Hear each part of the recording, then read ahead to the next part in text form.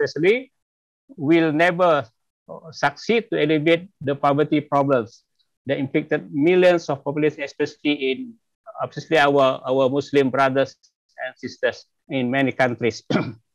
So with that, I will hope that this conference, throughout the conference, we will achieve some form of agreement, collaboration, and works together to solve or to alleviate the problem of our Muslim Ummah. Thanks you again. Assalamualaikum. Assalamu wa rahmatullahi wa barakatuh. Thank you so much, Dr. Baharudin bin Suri, for sharing with us what Halwan Malaysia is doing in mitigating the poverty situation within the Muslim world. Now, moving forward, it's my pleasure now to welcome Dr. Saleh Bazaid, the CEO of NAMA Foundation, to share with us the success stories of NAMA Foundation regarding to poverty eradication. And it's a kind reminder to all speakers that we should be just limited to 5 minutes because we are quite late for the session. So inshallah, our speakers, just kind reminder that we limit ourselves to 5 minutes. I know we have a lot to share, but we are also facing time constraint. So without further delay, it's my pleasure now to welcome Dr. Saleh Bazaid, CEO of NAMA Foundation, to take us through the NAMA Foundation success story. Please welcome, Dr.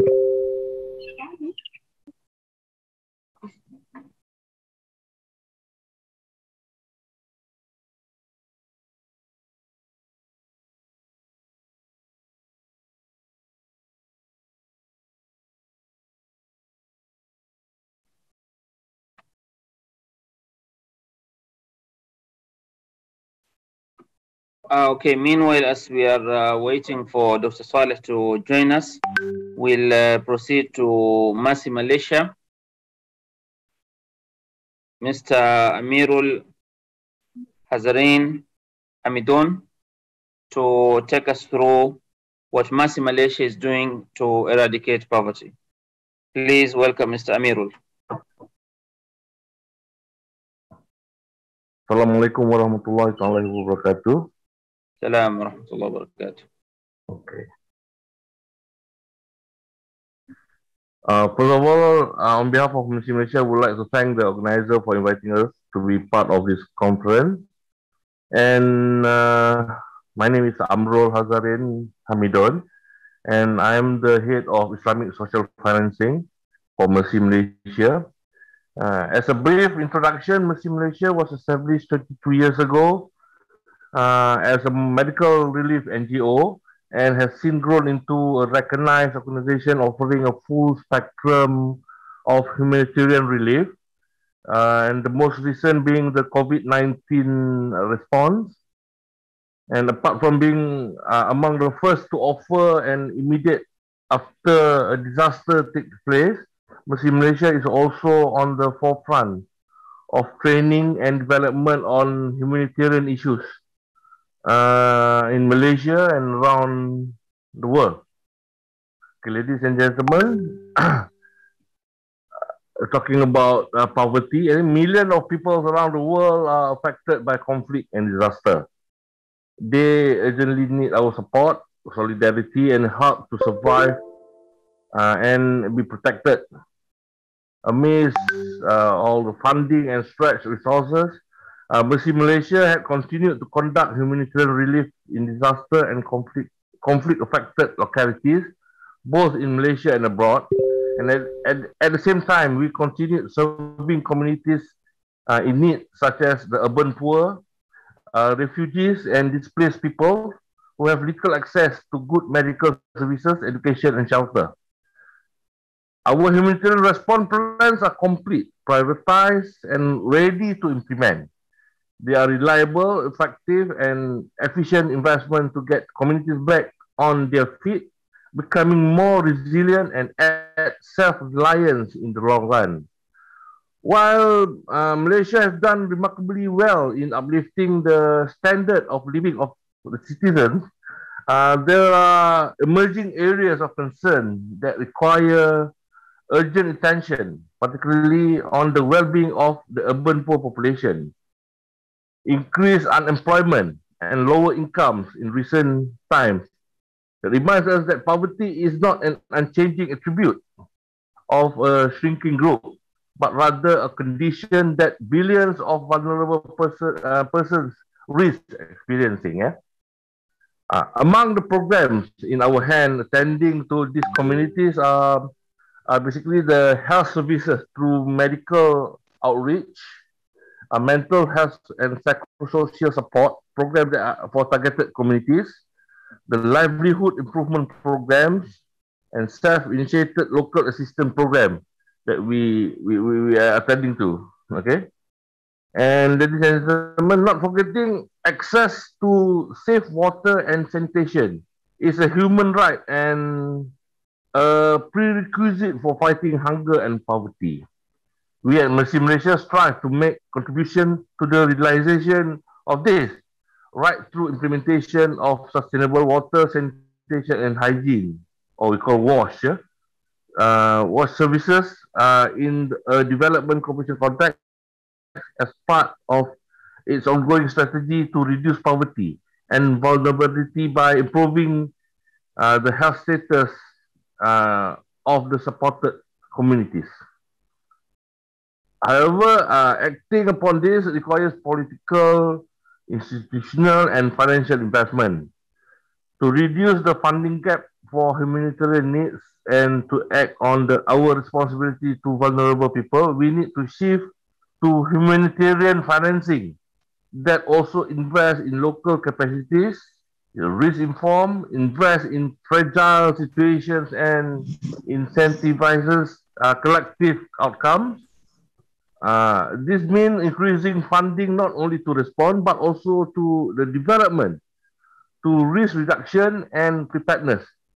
At Mercy Malaysia, funding, as we know, funding is one of the biggest challenges faced by NGOs, even for Mercy Malaysia. It is about maintaining the long-term health, security, and effectiveness of an organization. Ladies and gentlemen, in Mercy Malaysia, we are always on the lookout of any potential fundraising initiative to finance the whole project and operation costs. One of the fundraising initiatives is through our Islamic Social Financing Program, a corporate social responsibility initiative in the form of humanitarian and social development program by financial institutions, corporations, and even public. Our ISF initiative is done through various approaches and structures that are predefined by Sharia law. Among the main structures applied in Mercy Malaysia is through sadaqah, through zakat collection, through wakaf initiative, and the most important, the most important one is the non-Sharia compliant fund through the Islamic financial institution. Finally, we really hope that our efforts in humanity will support vital humanitarian operation and help eradicating poverty in general globally, inshallah. With that, I thank you.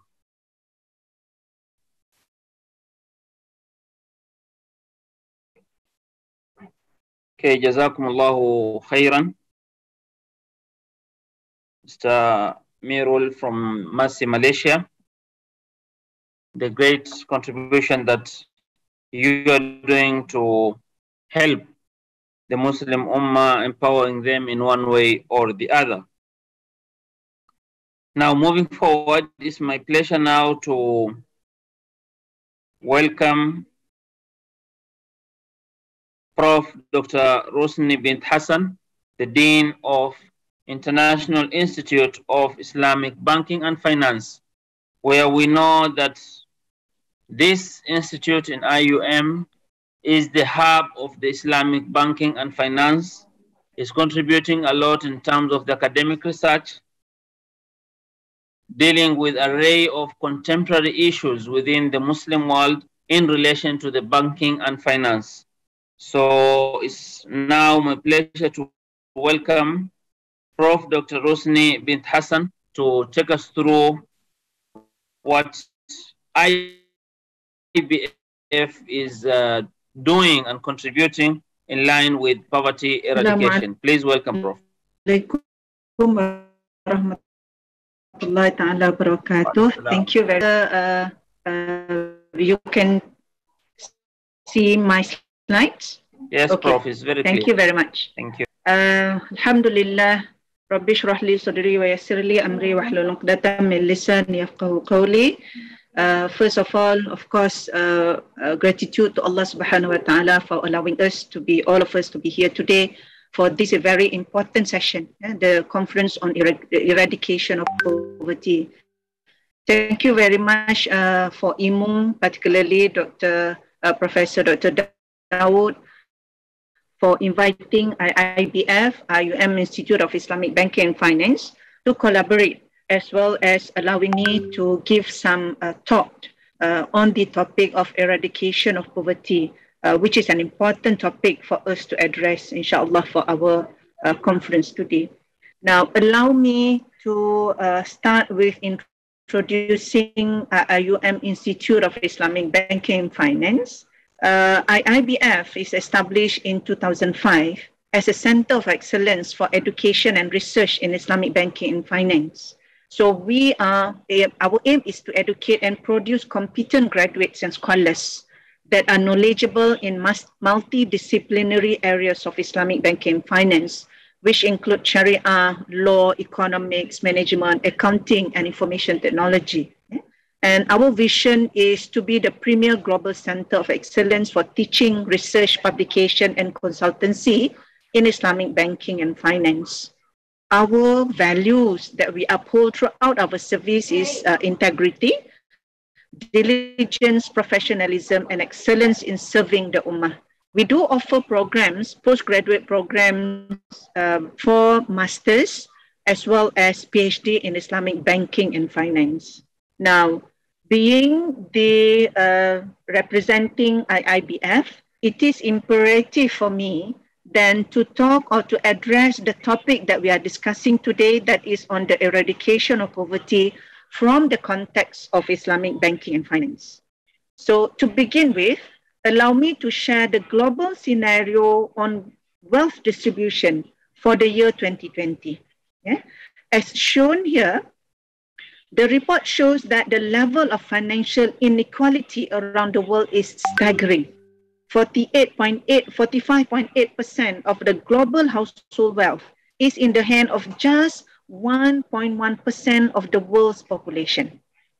Those 56 million individuals control a mind-boggling of 191.6 trillion, as can be seen in the pyramid, and below that, 583 million people own 163.9 trillion US dollar, representing 39.1% of global wealth, despite accounting for just 11.1% of the population.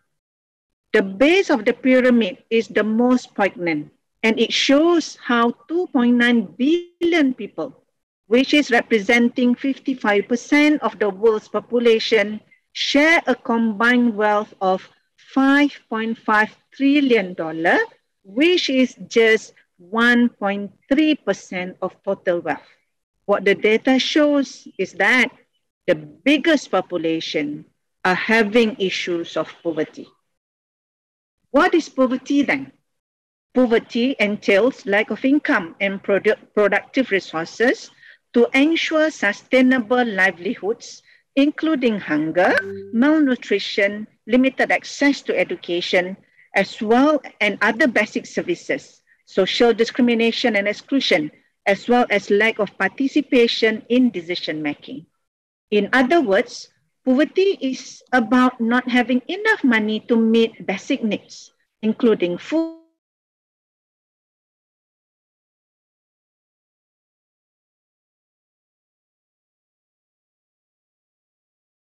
is about not having enough shelter. Poverty is lack of shelter. Poverty is being sick and not being able to see the doctor. Poverty is not having access to school and not knowing how to read. Poverty is not having a job, fear for the future, living one day at a time. And in 2015, the report shows that 736 million people live in poverty. 10% of the world population is living in extreme poverty and struggling to fulfill the most basic needs like health, education, and access to water and sanitation. More than 160 million children were at risk of continuing to live in extreme poverty in 2030. The irony is that the poverty and income inequality is acute in Muslim countries. Based on the recent studies, 50% of the world's poverty is happening in Muslim countries, even though the total number of Muslims only forms 24% of world's population. The question is, why is that so? Isn't that Muslim countries have Islamic finance? Islamic finance industry has showing impressive growth. The report shows that asset of Islamic finance reached to almost $3 trillion in 2019. In fact, 5 Muslim countries are the leaders and most developed countries in Islamic finance. That includes our beloved country Malaysia, Indonesia, Bahrain, UAE, and so on. The major objective of Islamic finance is to achieve economic equality, fair distribution of income, and reduction of income gap. Islamic finance includes justice and fairness in distribution of wealth. It promotes principles of risk and rewards in wealth creation. It also promotes entrepreneurship and creativity. And above all, Islamic finance aims to achieve maqasid sharia, that is to promote well-being of all mankind, which lies in safeguarding the 5 essential elements that are faith, deen, human self, nafs, intellect, akal, prosperity, and nasru, and wealth, mal. And indeed, the element of ibqa, or promoting good, and al-hifz, preventing harm, are the most fundamental principles of maqasid sharia in Islamic finance. Efforts are made globally to alleviate poverty and to address socially affected areas of people. United Nations has come out with 17 SDGs in 2015, calling for an urgent action by all countries to end poverty and other deprivations, as well as spur economic growth. To Islamic finance, this is not something new. In fact, safeguarding the public interest is an inherent nature of Islamic finance. Islamic Development Bank, with 57 member countries, introduced sustainable finance framework to align Islamic finance with SDG across lending portfolios. They also introduced or contributed 6.5 billion for 71 projects and 272 grant-based operations across 34 member countries. These are ways and means how Islamic finance protect and ensure development and well-being of people and society at large. In Malaysia, Islamic banks has intermediated over ringgit Malaysia 155.6 billion in VBI, value-based intermediation related or aligned activities. VBI was introduced by Central Bank of Malaysia in 2017 to enhance the social contribution of Islamic banks. And inspired by the theme Sustainability Through Islamic Values, Islamic banks has contributed over 155.6 billion toward these initiatives. Nearly 35,000 deserving families now own affordable homes, over 190 projects. Over 1,000 public infrastructure accounts support for better living standards. Over 40 billion ringgit Malaysia financing provided for SMEs. And 190 million ringgit worth of zakat, wakaf, charities, and sadaqah initiatives are professionally managed within the year 2017 until 2020. Now, the next question is that how can Islamic finance contribute better as regards to poverty alleviation, particularly in view of COVID-19 crisis? The great potential that can be seen is in Islamic social finance instruments. Islamic social finance has a significant role in promoting the social protection and poverty alleviation. The concept of wealth distribution through social solidarity instruments in Islamic finance is intended to safeguard the right of the less fortunate group of society through the income and wealth of the able group of the society. Through this, we believe that Islamic finance is the way forward to resolve or to solve the issue faced by the global poverty issue. Thank you very much. Assalamu alaikum wa rahmatullahi ta'ala wa barakatuh. Wa alaikum salam wa rahmatullahi wa barakatuh. Thank you so much, Prof. Dr. Rusni bin Hassan, for sharing with us about IIBF and how the Islamic finance helps and has been proving to be one of the practical solutions in dealing with the poverty within the Muslim world, as well as the statistics and figures that Prof you have shared is very timely and it's very appropriate for this session, because with all these statistics, inshallah, we can come up with action-based solution to mitigate the poverty within the Muslim world. Now it's my pleasure to welcome our able Dean of Istac, Professor Dr. Abdelaziz Berghout, to give us the keynote address. Please welcome Prof. Berghout.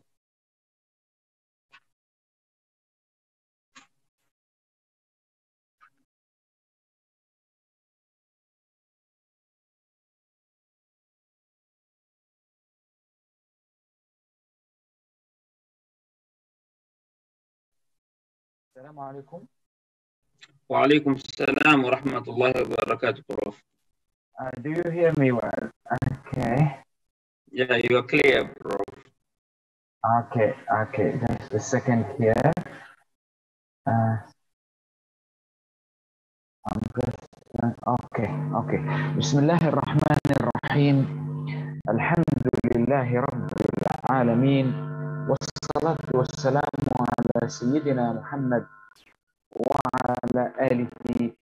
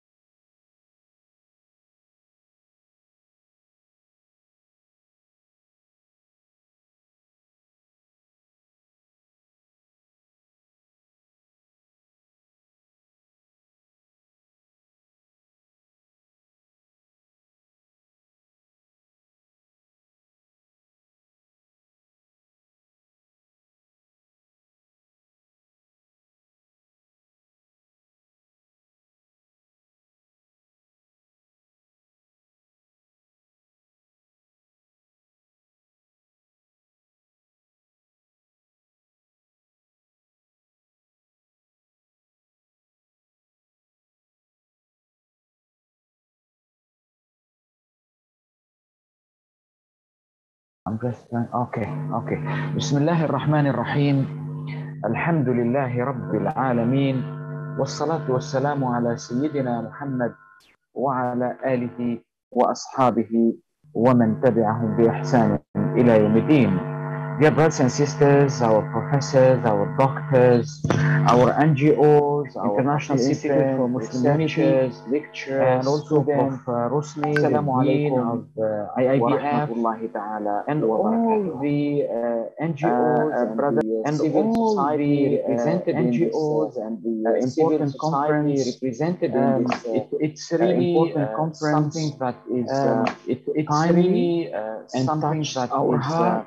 Timely and touch our heart, real context of the responsibility in the real context of the responsibility. I have had, brothers and sisters, all of the starting from the introduction of all of the starting from the introduction of the Mr.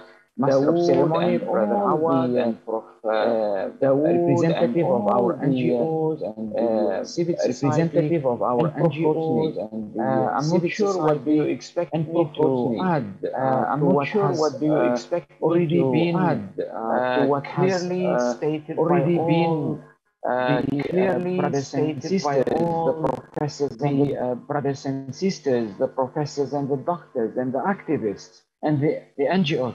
It's really a wonderful thing to hear what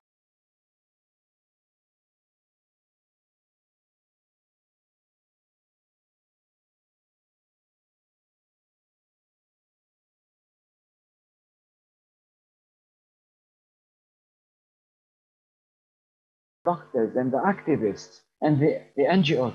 It's really a wonderful thing to hear what our people are doing here in Malaysia and in many other parts of the Islamic world, from Turkey to North Africa to Middle East to Africa to Southeast Asia to East Asia.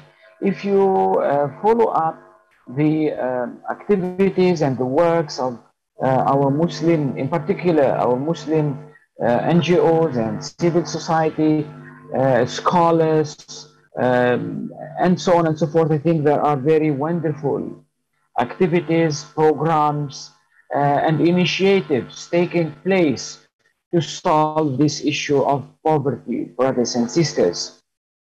And I really wanted to commend and congratulate the here in Malaysia, the Malaysian society, the Malaysian government, the Malaysian people for this sense of responsibility towards the Ummah, towards humanity, towards others, towards poor people inside Malaysia, also here. And also, I think, as you are all aware, one of the successful models of addressing this issue of poverty in the Muslim world is in Malaysia here. And that's why contributing to the Ummah and to other Muslim countries who are in need of this expertise, in need of this help and support in itself, tells a lot about the society and the community, brothers and sisters. However, as I am asked to give like a kind of directional speech on this issue of poverty, brothers and sisters, I will just take some time to put the issue of poverty in a deeper context, of humanity. I am very thankful to our brothers, the representative of the civil society groups who shown to us what they are doing practically. And what they are contributing inside here and outside. And this is something wonderful. And I wish and hope that Muslim countries and leaders and governments give more support to the NGO, to the civil society. We can do wonders with the support, inshallah. Brothers and sisters, just give me some time. I would like to say a few things about this issue of poverty. This issue of poverty is not new. It is a human issue. It started with the start of a human civilization. And when you study the history of civilization of man, from Greek or Roman or before or after or the Western civilization of today, you will find that this issue of poverty has to do more with the human mind, with the human soul, with the human culture, with the human thinking, with the human governance, with the human management, with the human how we look at each other, how we look at others, at people, at humanity. It has to do more with the worldview of a civilization. It has to do more with your philosophy of life, with your perception of life, with how do you see humans, how do you see people, whether you see them in a worldview which dignifies them, or a worldview which looks at them as numbers, looks at them from a material perspective, looks at them as sources of amassing more wealth and building more power, power in its material aspect, power in its knowledge aspect, power in its all aspects, which adds to your material being, adds to your material perspective, undermining in many human models the soul aspect, the heart aspect, the spirituality aspect, which is actually the essence of human creation. So, brothers and sisters, understanding poverty need to be seen not from a reductionist approach, but from a bigger picture that can explain to us the essence of why poverty happens, why poverty is persisting and sustained in almost the entire human history and civilization.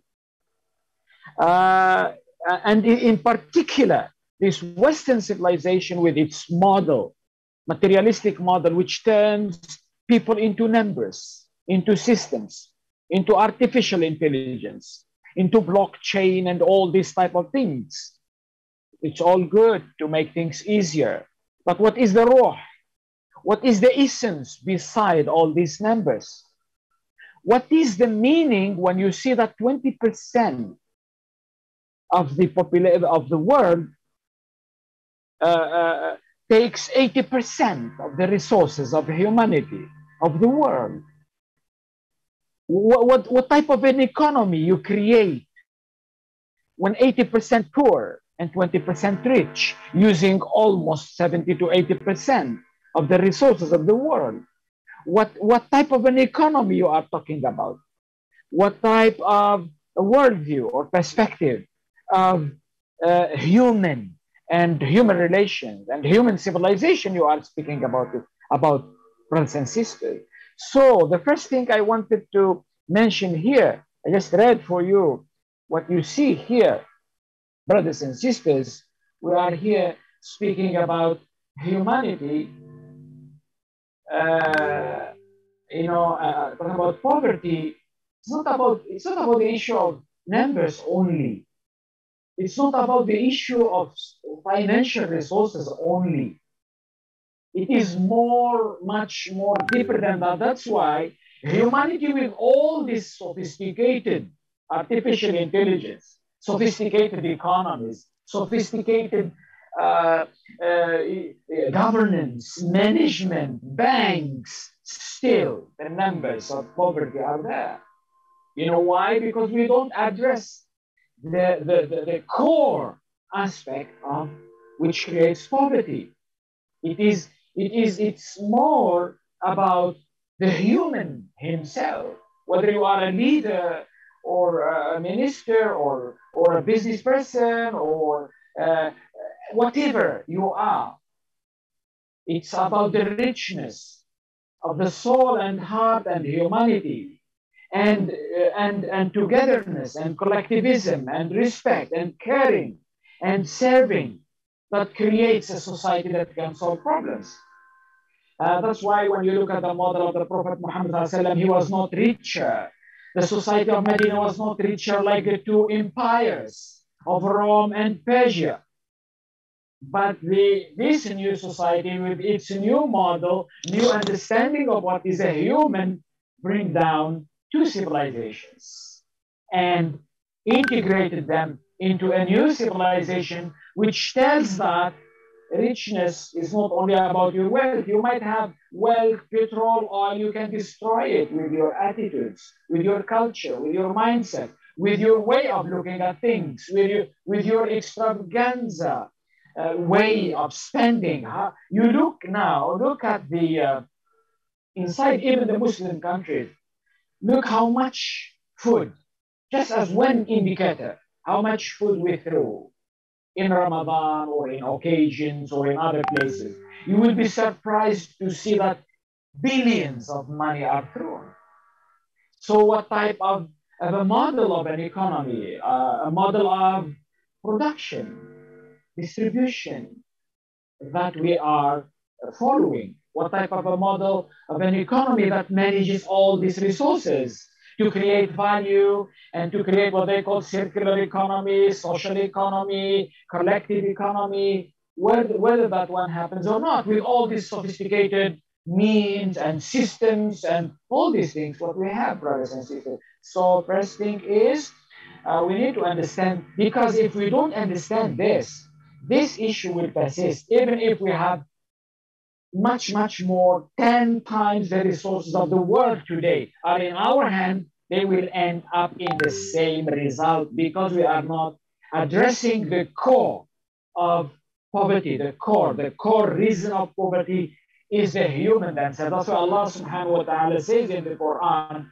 Bismillahir Rahmanir Rahim, Intashara al-fasadu fil barri wal bahri bima kasabat aydin nas. Fasad, corruption, mischief, poverty, crimes, killing, spread in the sea and in the earth and in the land. Why? Bima kasabat aydin nas. It's within you. It's the soul and the heart. That's why we need a soul, heart, value-based economy. That's why what Prof. Rusni was saying when she says the Islamic economy, the Islamic finance is one of the alternatives, because it is based on this human model. That's why we see things. Brothers and sisters, real, hardcore, multiple poverty escalates when poverty of soul, heart, mind, and humanity prevail at many levels of society, and that's what you see. I can give you a lot of numbers. Unfortunately, poverty is a human invention. It's not Allah who wants us to be poor. Allah has subjugated, has given us all these resources, and He says, I'm expanding the universe to give you more resources. We go and we created a theory of economy. We go and created a system of economy based on scarcity, based on nudra. And every one of us talking about it since the time of the capital of nations, the theory of Karl Marx and before, and all this, Adam Smith, we are revolving around this model. So we created all this type of life, brothers and sisters.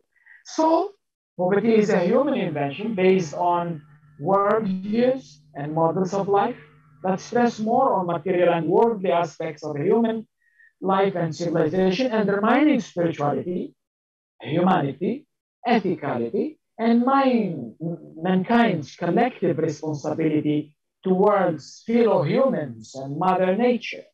Eradicating poverty starts in the human soul and heart, guiding all other sectors, processes, strategies, policies, ecosystems, programs, and human collective activities, leading to addressing poverty in a comprehensive manner. When a liberal capital model of economy reduces the humanity and civilization into all these material things, then you expect poverty now and in the future, brothers and sisters. So there are a lot of, I have in this presentation here, a lot of numbers, a lot of statistics about the poverty, even everywhere. in the world, even America, as mentioned by some of our brothers, even in the US, you have millions of poor people. Even then, the question is not, they are the developed countries and we are the underdeveloped, or we are in the bottom of the scale.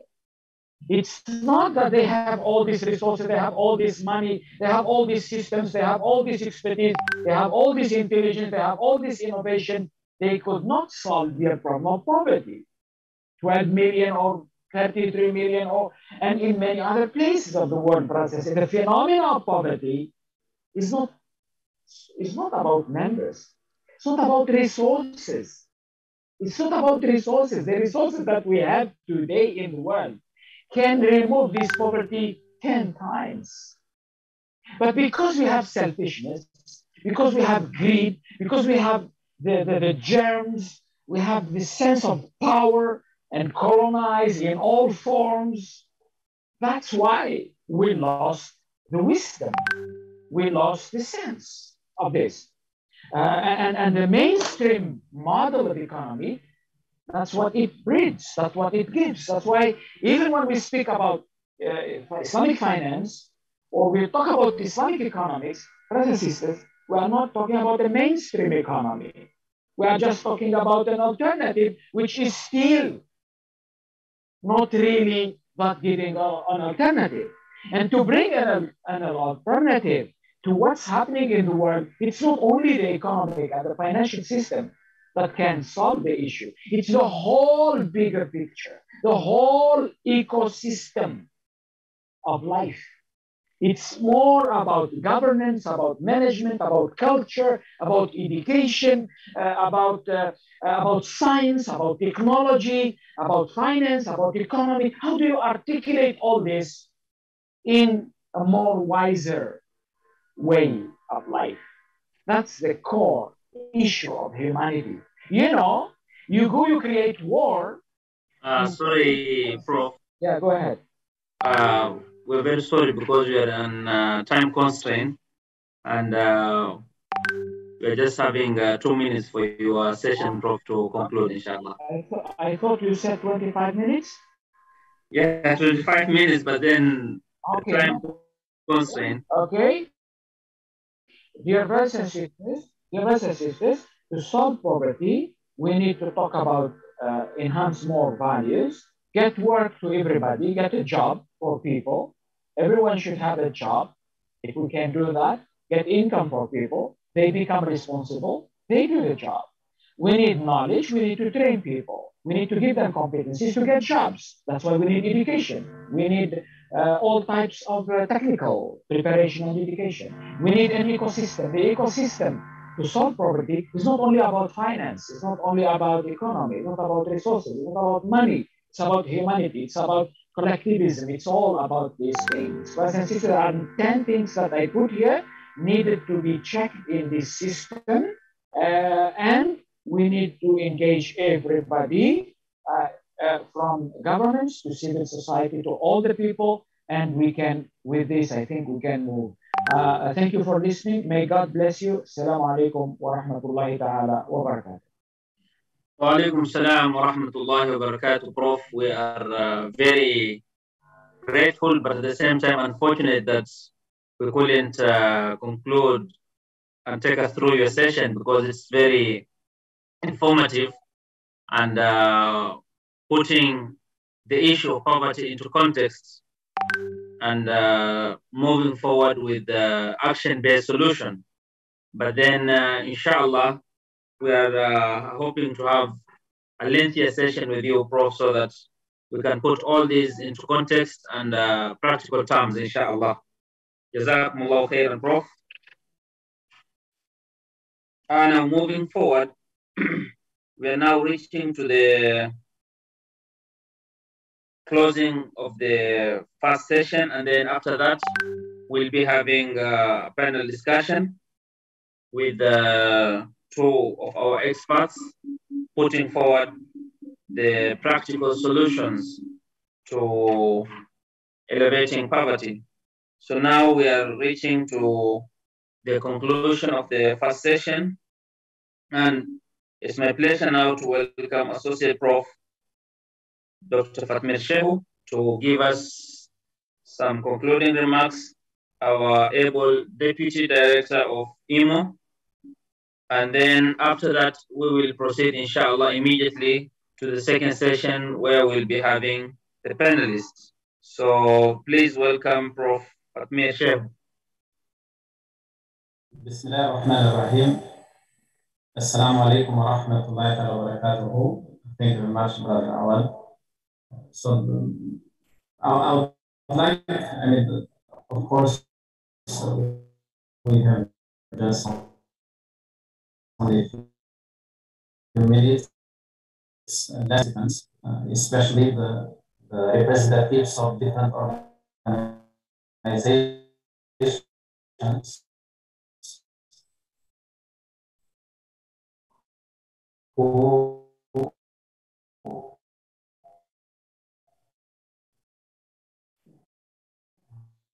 have poverty in the Muslim very specific related to Malaysian relief organizations. And the most important thing that I would like to thank are those who participated in the organizing of this conference, especially when I look at the Istac that is led by our Dean, Prof. Abdelaziz, as well as our Director of IIMU, that is Prof. Dr. Dawood, Al-Hidabi, as well as the representatives of different organizations that are behind this conference that we are going to have, not only for today just only the opening session, and these activities will be held immediately. We have the first session that will be after this opening session, that we have 3 speakers that will give talks about the topic related to how to eradicate the poverty, especially in this region. And we are going to have another session that is going to be held on 11 December. Then we have, during that session, we have 4 speakers that are going to continue the same issue related to the ways how to eradicate poverty by presenting different ways and means that have been practiced by different Muslim organizations. And we have session 3 that will be held on 18th of December. And there we are going to have 4 representatives who are going to discuss the issue related to the ways and the resources and poverty eradication. Then we have session number 4 that is going to be on 8th January. That is going to be related to the role of financial organization in combating poverty. And we have 3 speakers during that particular session. And the last session, that is a very important session because we are going to have representatives from different organizations that are going to share with us successful achievements related to eradication of poverty, and they're going to present to us the modules and the framework that they have practiced in eradicating the poverty. So that is, when I look at the whole program that we have prepared for, and this will be, like it was mentioned by Prof. Dawood at the beginning, the opening session, that will be up to 2 months event. And we believe that you are going to attend all these programs and to benefit as well as to share with us the questions and the needs or the demands that you might have. And when it comes back to what we have just presented right now, so it is very important for us to acknowledge the contribution of the Dean of IIBF, that she just presented with us the mission, the vision of IIBF and the activities that they are doing in order to eradicate poverty. And she provided brief information about the Islamic finance and banking and how, especially in Malaysia, how they have achieved a successful, story about helping, especially the needy Muslims in the country. And later on, we look at the talk that was given by Prof. Abdelaziz, the Dean of Istac. Just mentioned to you briefly in one sentence, he provided for us the framework that is very important and what is the module that we Muslims should use in order to eradicate poverty. And he presented certain elements that will help us to reduce poverty. If we say maybe the extreme poverty that we are facing, maybe poverty as a whole perhaps will not be easy to reduce it as it is, but maybe slowly through different stages. So with that, I would like to thank the team, the organizing team of IIMU, and everyone that is involved in the organization of this conference. So with that, thank you very much. Assalamu alaikum wa rahmatullahi wa barakatuh. Wa alaikum salam wa rahmatullahi wa barakatuh. Prof. Fatmir Shehu, the Deputy Director of IIMU, for that precise closing and concluding remarks, summarizing what we have been having in the morning session and putting it all in a nutshell. And now it's my pleasure to be moving on to the second session, where we'll be having a panel, and we'll be listening from practical modules, as Dr. Fatmir has just said, in terms of poverty eradication. So the first speaker for the panel today is Prof. Dr. Rabia Al-Adawiyah bint Ali, and she is IIBF lecturer, where Prof will be talking about the eradication of poverty in Malaysia amid COVID-19 under the sub-theme of Islamic social finance and poverty eradication. Now, just a very brief bio about Prof. Enko. She's currently professor at IIUM. She obtained her LLB first class honors, LLB Sharia, and Master of Comparative Laws from IIUM. Prof has also served as a member of the Sharia Committee to a number of financial institutions in the past. Currently, she is a member of the Sharia Advisory Council of Bank Negara Malaysia, Central Bank of Malaysia, Malaysian Security Commissions, and Lebanon Financial Services Authorities, an independent Sharia advisor for Islamic securities, Sukuk insurance, approved by and registered with the Malaysian Securities Commission. In addition, Prof is also a member of the Sharia Board of Labuan Re, General Re Amana Ikhtiar Malaysia, Sharia advisor for Dana Jamin, member of Board of Directors in the Malaysian Institute of Islamic Understanding, and member of the Disciplinary Committee for Malaysian Bar Council. Prof was also a member of the Sharia Board to Khazana in relation to two of its exchangeable sukuk that has been issued by Rafshia Capital Limited and Cherating Capital Limited. So Prof has a wide expertise in the field of Islamic finance, and she has contributed immensely in Islamic finance, both academically as well as in the professional field. So without further delays, now my pleasure to welcome Prof. Dr. Enko Al-Adawiyah bint Ali to take us through the session on eradication in Malaysia amid COVID-19, Islamic social finance and poverty eradication. Please welcome, Prof. Bismillahirrahmanirrahim. Alhamdulillahi rabbil alamin wa bihi nasta'in. Wassalatu wassalamu ala rasulillah wa ala alihi wa sahbihi ajma'in. Rabbi shrah li sadri wa yassir li amri wa hlul 'uqdatam min lisani yafqahu qawli. First of all, I would like to thank the moderator for a very generous introduction. I would also like to thank the organizer for inviting me to be one of the speakers for the conference.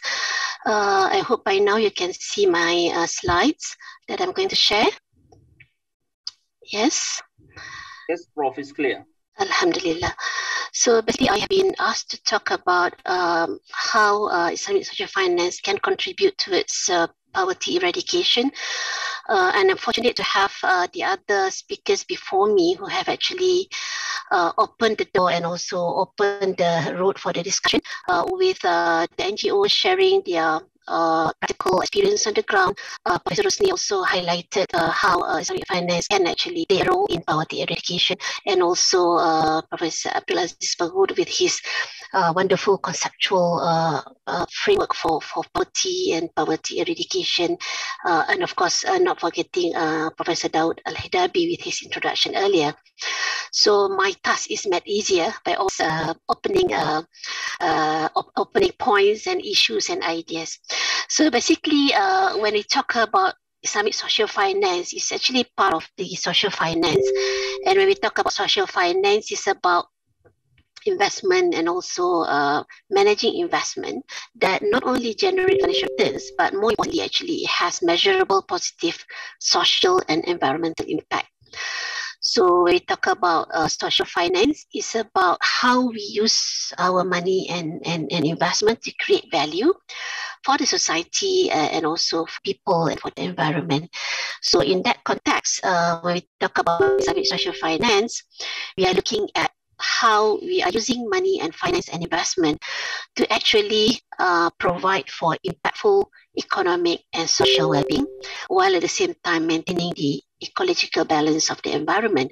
And all these are being done in accordance with the Sharia principles and objectives. So basically, I think a number of the speakers before me have highlighted the very sad scenario of Muslims as well as humanity in general with regards to the level of inequality.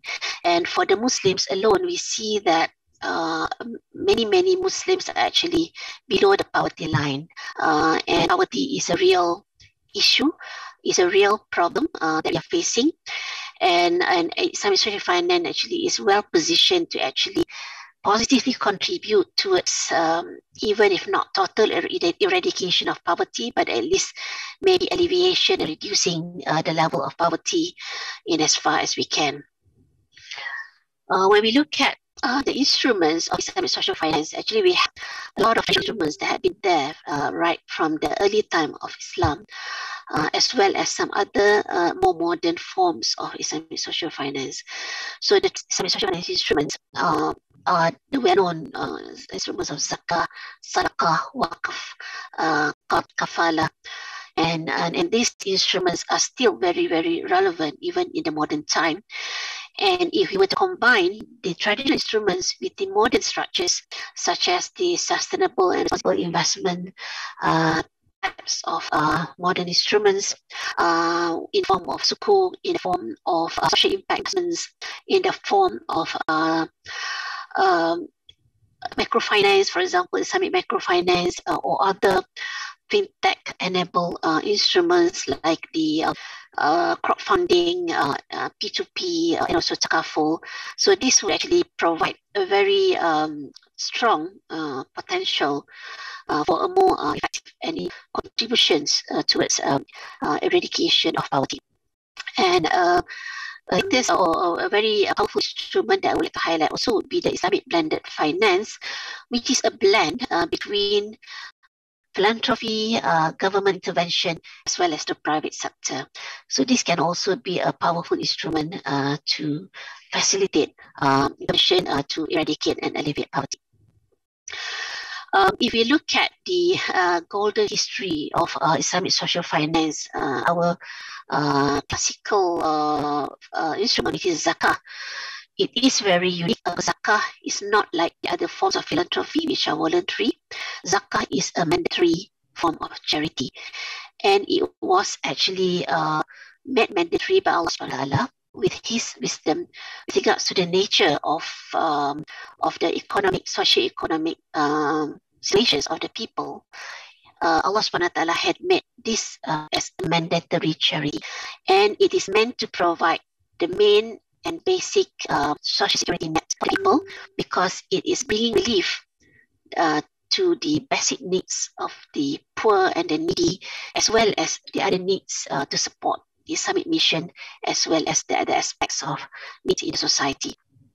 So it is actually a very effective instrument if it is done and implemented effectively and properly. And the fact that it is an effective instrument towards eradication of poverty had been proven in our history, where we have seen at the optimal implementation of zakah, we have seen that poverty had actually been eradicated. And we have read in the history how during the caliphate of Umar ibn Abdelaziz, they had difficulty trying to find a poor person or persons eligible for zakah.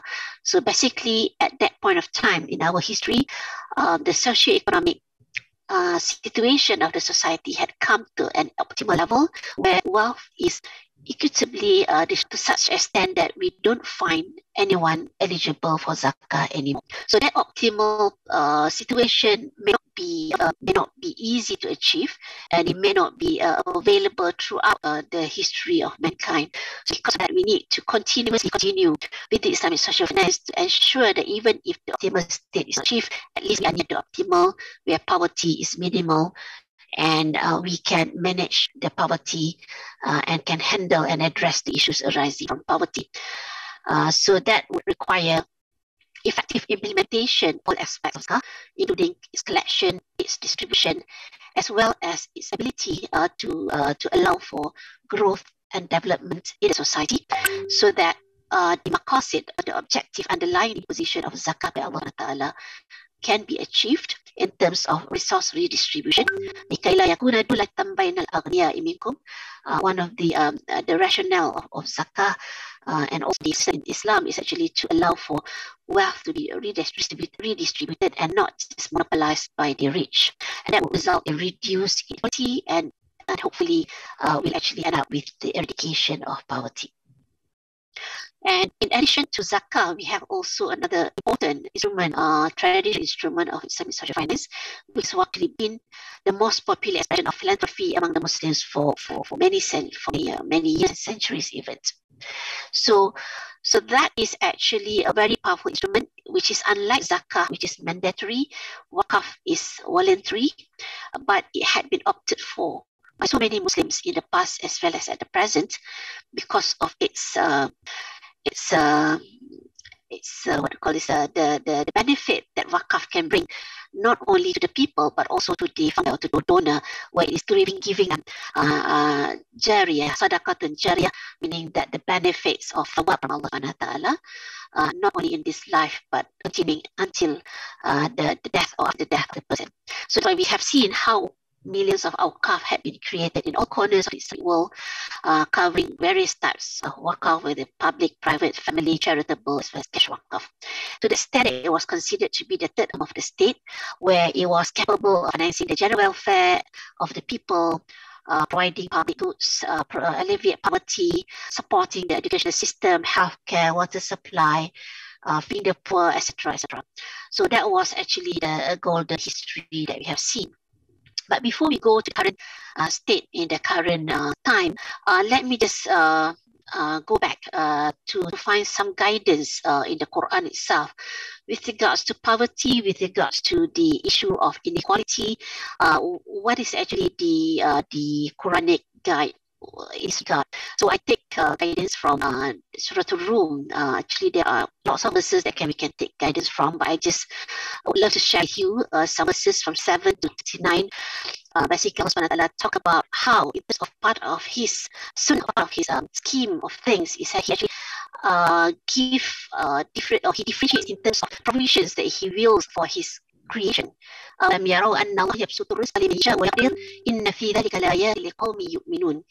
Basically, that means that have they not seen that Allah gives abundance or limited provisions to whoever He wills? Surely in these are signs for people who believe. So naturally, there is actually a baseline inequality between the risk or provisions of the people.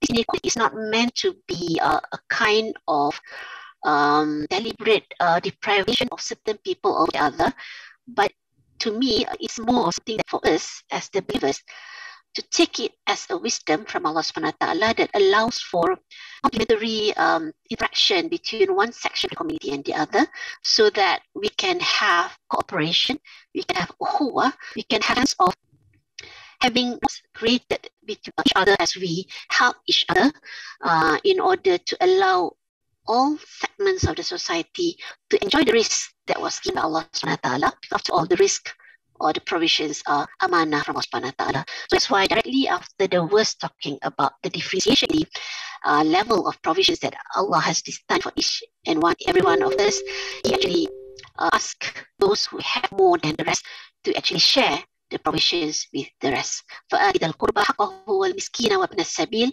ذلك خير الذين يريدون وجه الله وأولئك هم المفلحون. So if we extend the fact that the extra things that Allah gave us is for us to use and to share with others, that will actually give the real falah to us. And in the last verse that I want to share with you, Allah subhanahu wa ta'ala precaution us from greed, because when people are given more than others, they are actually on the surplus side, and sometimes because of greed, the surplus segment of the society tends to manipulate the deficit segment. The spirit is the surplus segment should share and cooperate with the deficit segment, not the deficit segment. So that's why in verse 39, Allah subhanahu wa ta'ala prohibits or talk about how the greed which is manifested, for example, in the practice of riba, actually is not something which is intended from the differentiation in the provision. We are not meant to actually manipulate others because we are given more. So Allah subhanahu wa ta'ala said, وَمَا آتَيْتُم مِّن رِّبًا لِيَرْبُوَ فِي أَمْوَالِ النَّاسِ فَلَا يَرْبُو إِنَّ اللَّهَ. Actually, it doesn't increase in the sight of Allah. وَمَا آتَيْتُم مِّن زَكَاةٍ تُرِيدُونَ اللَّهَ فَأُولَٰئِكَ هُمُ الْمُضْعِفُونَ. But whatever charity, the sharing that we give, seeking the pleasure of Allah, it is this that will actually be multiplied and rewarded, not only in the hereafter, but actually the multiplication of the barakah of the charity can also be evidenced in the life, in our current life in this world. So this is what I want to highlight when we talk about how Islamic social finance can actually contribute towards poverty eradication. So when we look at the rosy history of Islam in terms of how we have managed to eradicate poverty and the current reality, I think this one has been touched by the previous speakers before me, that we are far from the ideal. We had actually a lot of issues in terms of poverty and inequality of income, where we had many poor people among Muslims as well as non-Muslims, and this poverty is caused not only because of normal human behavior, it is also caused aggravated by the conflicts, as well as because of calamities, natural calamities. So we see poverty being prevalent in our current society. And in terms of the contradictions that we see, we have so many rich people in the Muslim world. At the same time, we have also the poorest people. We have lots of economic developments and achievements, but at the same time, we have seen the worst sufferings in among our society as well. So that shows that there's a lot of disequilibrium and inequality in the wealth and resource distribution in our ummah, where we see that the wealth is being circulating among a few only. So what actually went wrong, and why is this happening? So basically, the most logical answer would be that basically we may have not been able to implement the instruments that we have, the Islamic social finance instrument that we have effectively. So because of that, we have not been able to have the optimal effect from the use of our Islamic social finance instruments. For zakah, for example, in terms of collection, have we actually optimized the collection of zakah? Or has there been a lot of underpayment or distribution for the money that we have collected? Have we actually optimized our distribution in terms of planning and channel to reach the maximum number of eligible recipients, and also to optimize the impact of those money on their lives?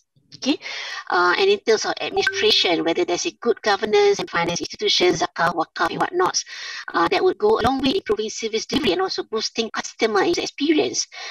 Or our zakah recipients having a difficult time to actually access the zakat money that we have collected. So that actually require a lot of things that we need to do in order to boost public confidence and also to have the impact that we desire.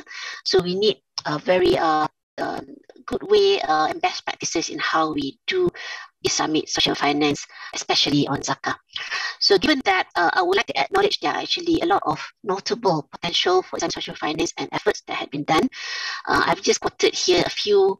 For example, in terms of the money that is available for zakat collection, there's a lot in the billions, and even in terms of collection, a lot had actually been collected, whether in the global scenario as well as in the context of specific countries.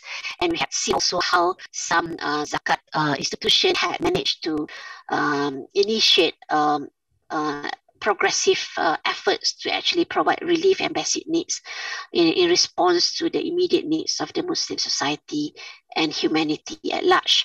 So these are examples of, for example, the efforts to help the refugees and immigrants by the Zakat Foundation of America.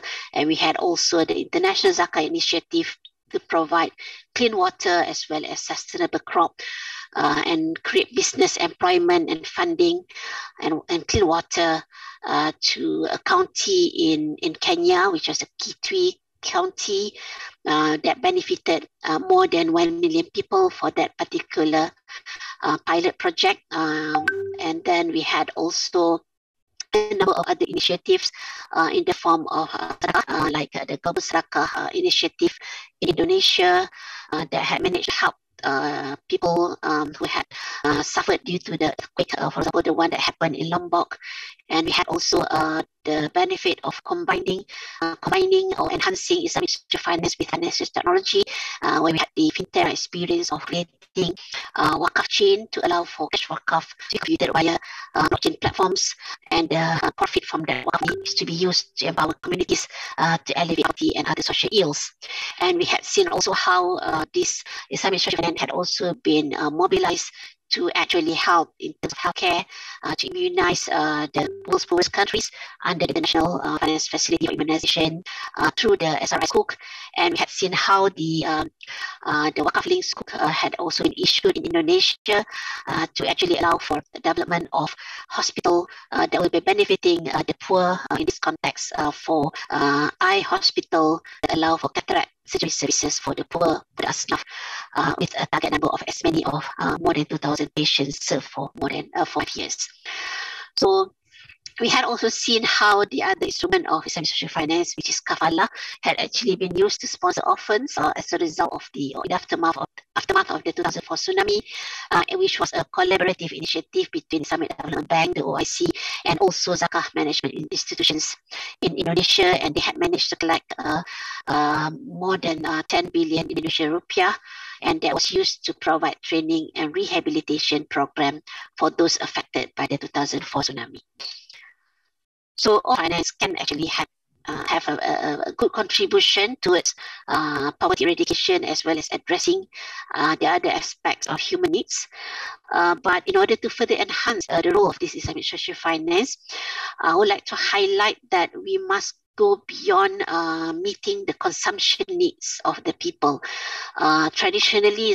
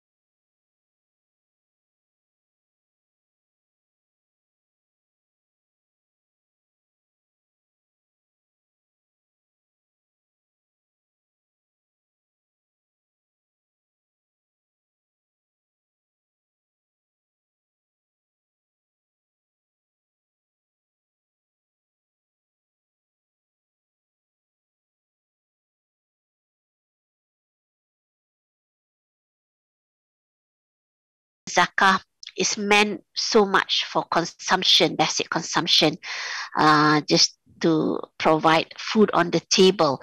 But in order to have a more sustainable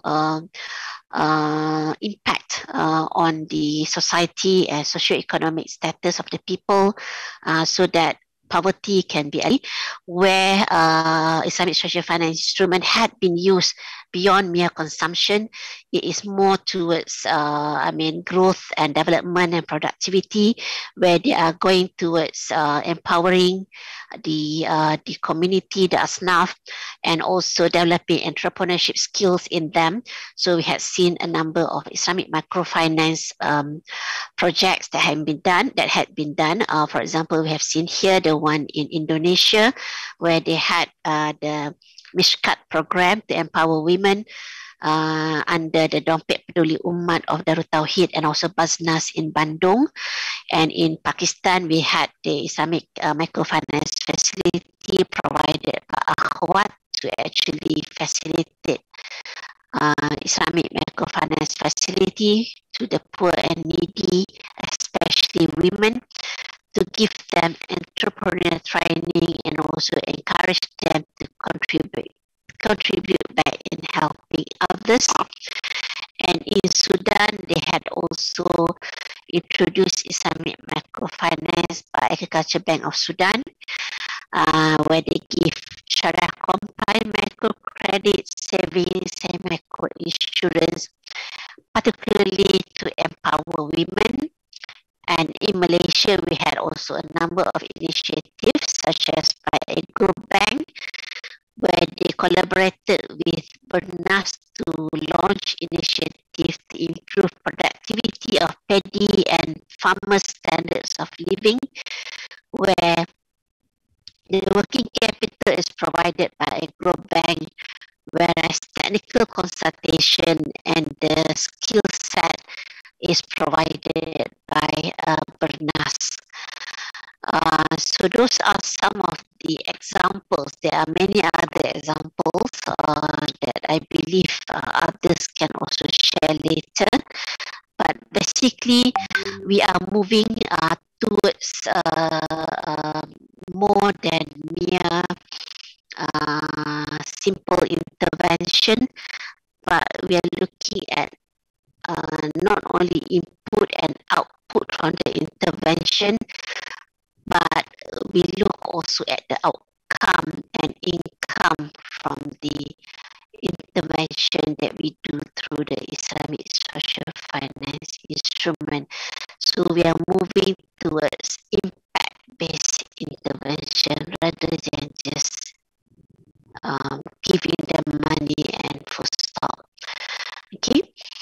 So in this regard, I would like to now relate to the issue of the pandemic, how the COVID-19 pandemic had aggravated the problem of poverty because of the movement control order. We have job loss. We had also, loss of the breadwinner because of death of the parents and whatnot. So it actually aggravated the poverty issues. And if you look at the data from the UNDP, that we saw how the severe long-term effects of COVID-19 actually would push an additional 207 million people into extreme poverty. And this is on top of the current pandemic trajectory. So bringing the total of extreme poverty to more than 1 billion by 2030. So that is actually a very grave scenario. But having said so, the UNDP also highlighted that actually this trend can be reversed if we have a focus set of the SDG investments, sustainable development investment. So part of the first and second SDG is about poverty. Yes. Sorry, Prof. we're just having 2 minutes for the 2 minutes. Okay, I will try to do that. So basically, there would be actually a lot of need for that. So I would like to highlight that actually we can use or reposition Islamic social finance to help out in terms of poverty eradication. So I would like to share the experience of Bank Islam where they had set up a Sadaqah house back in 2008 as a charity crowdfunding platform where they actually had donors contributing, and from the donation they can actually use the money to actually help the people. And one of the things that they had done in response to the COVID-19 was to set up the Bangkit Microfinance Facility back in November 2020 to empower the community through entrepreneurship, basically to assist the people to recover from the adverse effect of the COVID-19. And basically, we need to focus on how to facilitate economic recovery, build social resilience, empower trade, business, and digital economy while promoting climate resilience. And because of that, we need to have diverse financial solutions. And basically, one of that I've mentioned already. We have seen how Bangkit was done. We have also another initiative, ITECAT. All of these actually caught Hassan financing for the B40 entrepreneurs and also other financing programs for housing for zakat recipients and financial protection for hardcore poor families in the form of takaful riders. So this is the last one that I want to highlight with regards to the My Wakaf initiative back in 2020, which is a form of Islamic blended finance where there is actually a synergy of smart partnership between the government, which is the State Religious Council, and the private sector, the banks, the Islamic banks, and also the philanthropy, where we have the NGOs was going to implement the impactful projects nationwide.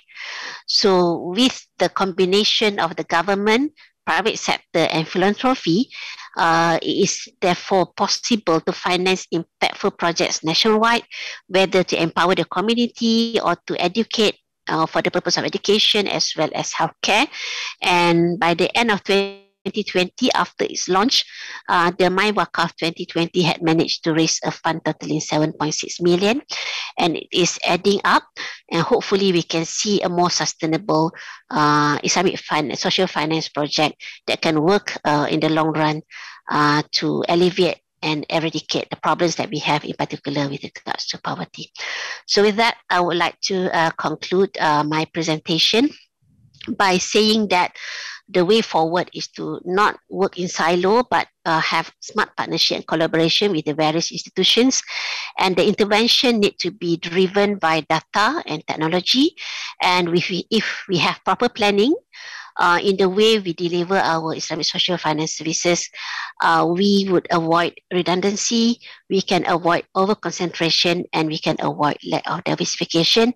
And because of that, we can achieve a better impact, and in the long run, hopefully we'll be able to attain the maqasid al-Sharia towards a just and better society in the future. Wallahu a'lam bis-shawab. Wassalamu alaikum warahmatullahi ta'ala wabarakatuh. Wa alaikum salam wa rahmatullahi wa barakatuh. Jazakillahu khair, Prof. Dr. Inku Rabia Al-Adawiyah bint Inku Ali, for this very great and informative presentation about the Islamic social finance and how we have seen some practical modules of how the Islamic social finance has helped in elevating poverty, practical models here in Malaysia, in Indonesia, Pakistan, as well as Sudan. And as Prof has highlighted, it's the high time for the Muslim Ummah to move from the consumption to production and development, from just offering food on the table to be more productive, as well as offering the social resilience, so that as an Ummah we can move forward and having the proper planning will be able to tackle the issue of poverty, eradicate it, mitigate it, and ultimately we can be able to fully eradicate poverty within the Muslim Ummah. So thank you once again, Prof, for that very great presentation on the practical modules in the Islamic social finance. Now moving forward, it's now my pleasure to welcome the second panelist for today's session, Dr. Habibullah Zakari,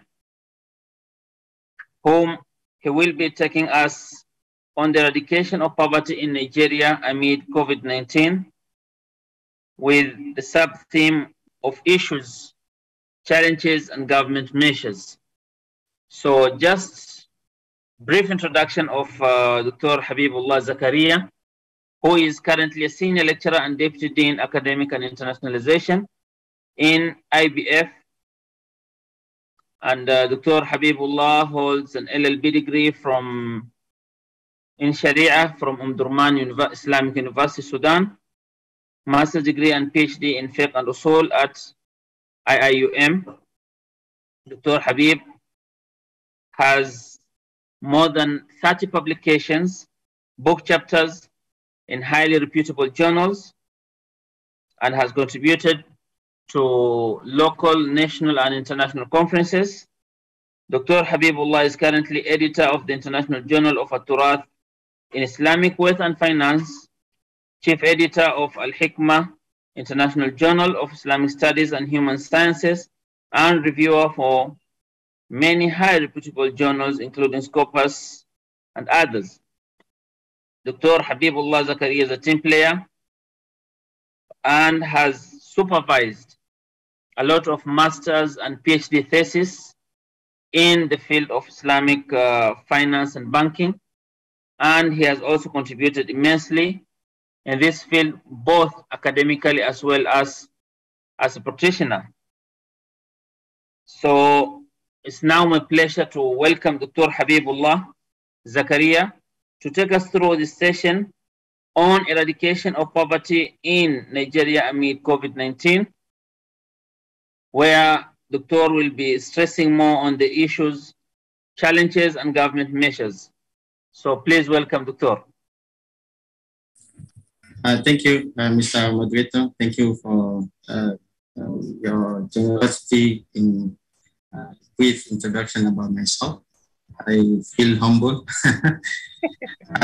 Thank you for organizing committee as well as IIMU and Istac for this timely event on poverty eradication.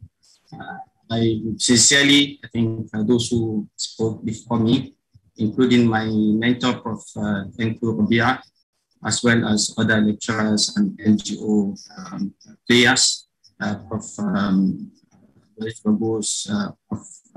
Al-Hidabi, and others. They already highlighted the issues of poverty, especially in Islamic country or IC country.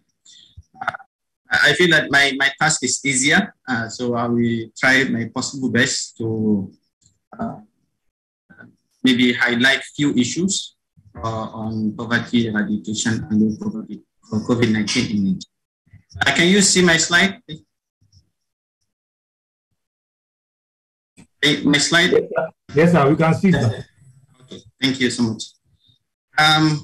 First of all, we are from Asia to Nigeria to Africa. So it's a very good shift from Asia, Malaysia to Nigeria.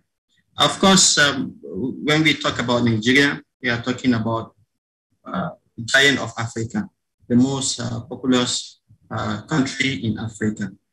So now, even though maybe some might feel that the population is higher than that, but now we are more than 200 million as of this year, May of 2021, which actually equivalent to maybe 10 African countries. So we are talking about very large or the largest population in Africa. We have, of course, in terms of major tribes in Nigeria, we have Hausa and Yoruba, Igbo. Other tribes are actually included in these three major tribes. English is considered as an official language. We have other national languages such as Hausa, Yoruba, Igbo, Fulani, and others. Okay.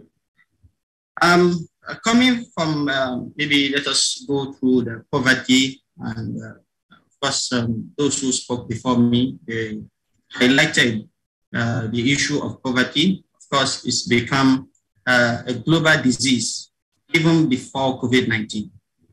And manifestation of poverty include lack of sustainable income, basic needs, education facility, infrastructure, unemployability, and so on and so forth. So we have a lot of indicators for poverty. Poverty also can be described, even though there are a lot of arguments and debates amongst scholars on the definition of poverty. But it's considered in very simple sentence, it's considered as a lack of material asset or money to meet a person's fundamental human needs. Okay, so if you are lack of money to buy certain things, you are considered as poor. If you don't have, for instance, how to, because it's considered as fundamental human needs. So housing also is considered, transportation as well as security. So we have a lot of indicators to understand that, to see that someone is, whether is poor or is even under the line of poverty. According to World Bank, it shows that half of poor people in the world are living in 5 sub-Saharan countries, including Nigeria, Ethiopia, Tanzania, Madagascar, as well as Congo. When you look at these countries, you see that some of these countries, for instance, Nigeria, Tanzania, Madagascar, they are considered as the population of Muslims are higher than non-Muslims. Of course, now we go Muslim, non-Muslim.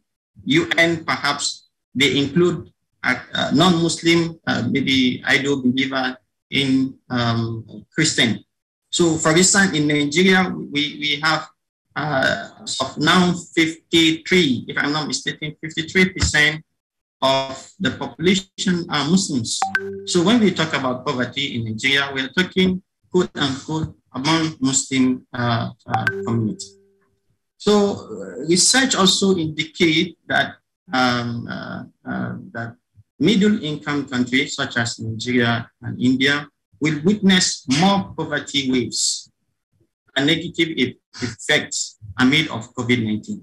So perhaps we'll be having old poor and new poor. So, which is very interesting thing for researcher to look into, as well as government to see how they can eradicate whether new or old. When we look at the statistic, actually poverty in Nigeria, in 2018, it is estimated that almost 87 million of people in Nigeria are living on less than 1.9 USD per day, which equivalent actually to like 8 ringgit to 10 ringgit per day.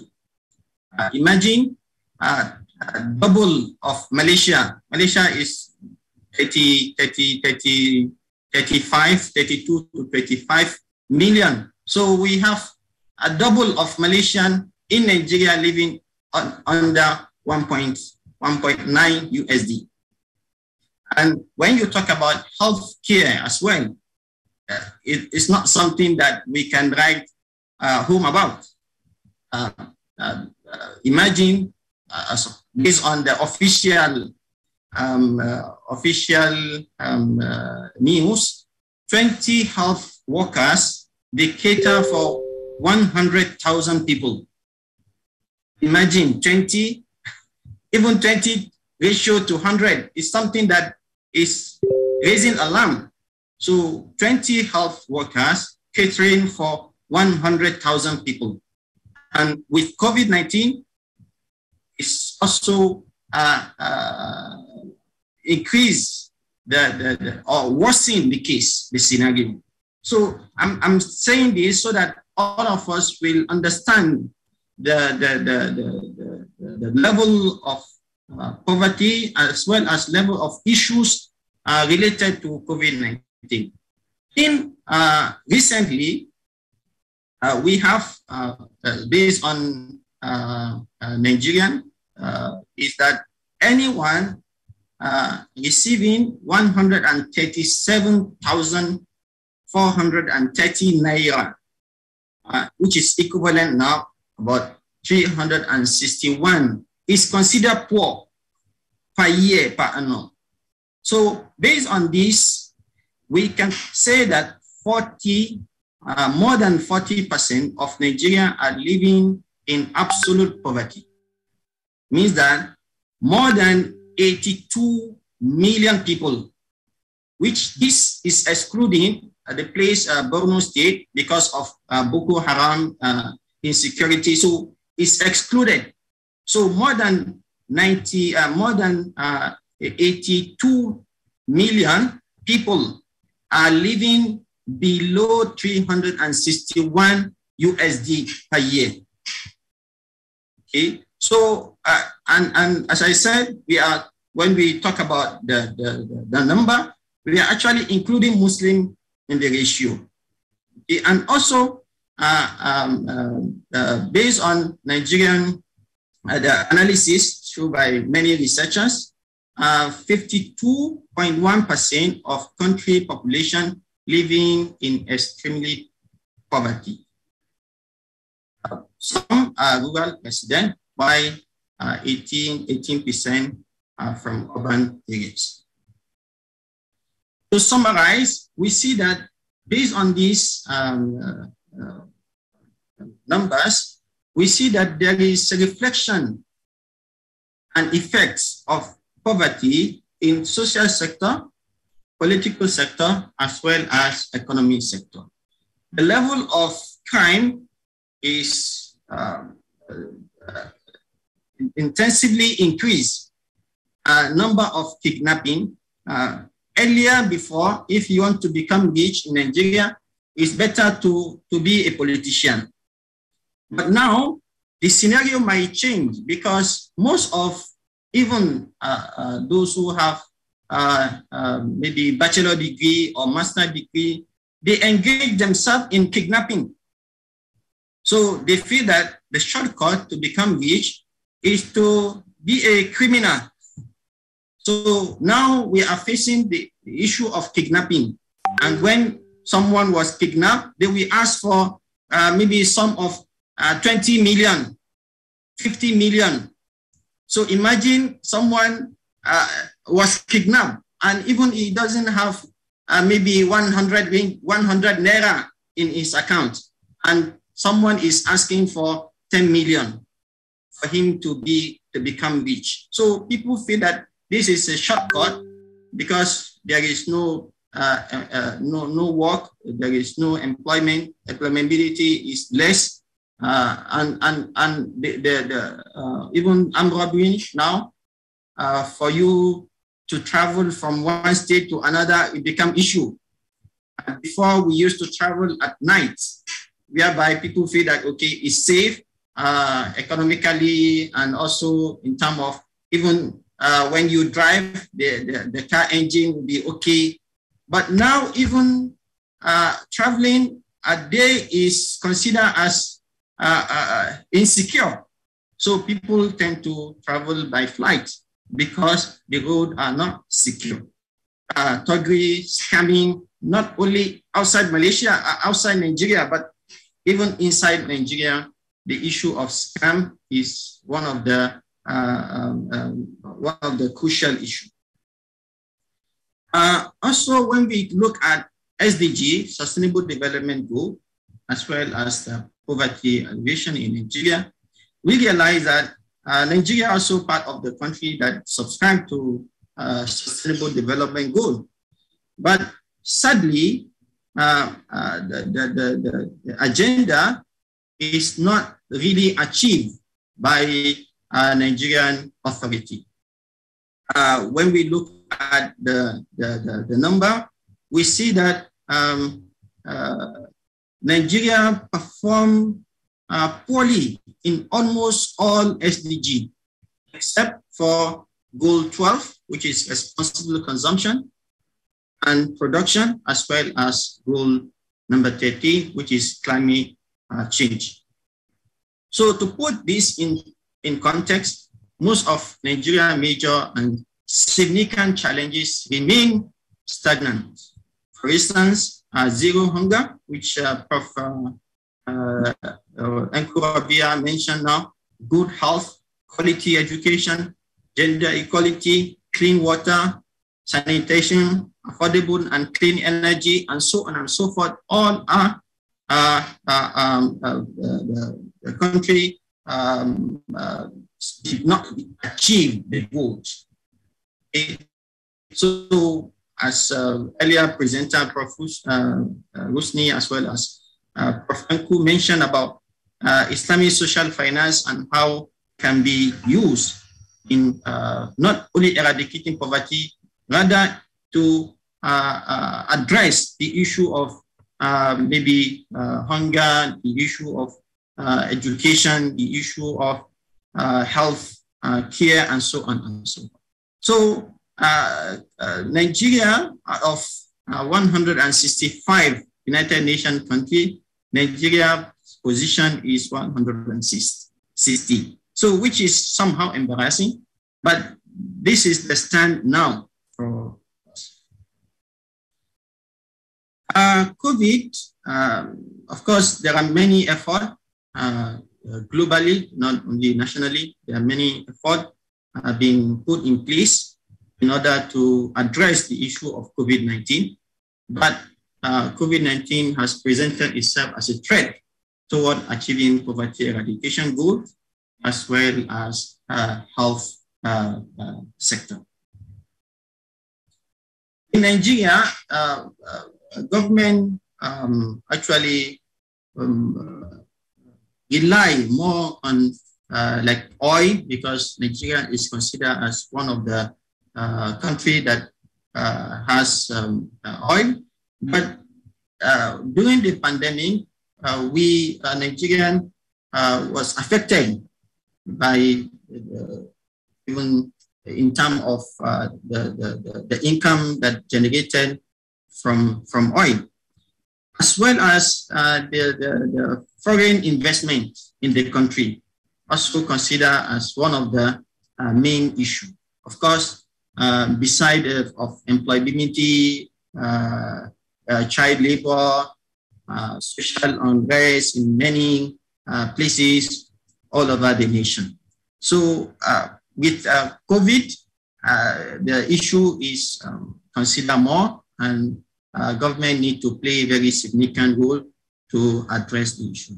So coming to government poverty eradication program, before the COVID, government has a lot of initiatives. So one of the initiatives is National Poverty Eradication Program, which was put in place in 2001, as well as a National Economy Empowerment Development Strategy, which was in 2004. However, based on the previous research, needs as well as NAPL receive very poor rating, and the impact is not really observed. There are a lot of research done on these two initiatives. For other initiatives that, because of time, okay, pardon me, okay, there are other initiatives amid of COVID-19. One of the initiatives, as I mentioned, that we have, there are a lot of issues in healthcare. Of course, Nigeria is one of the countries that even politicians, they used to go abroad in order to receive good treatment. Not private hospital can even accommodate. And for your information, private hospital is very expensive. Not all people can afford.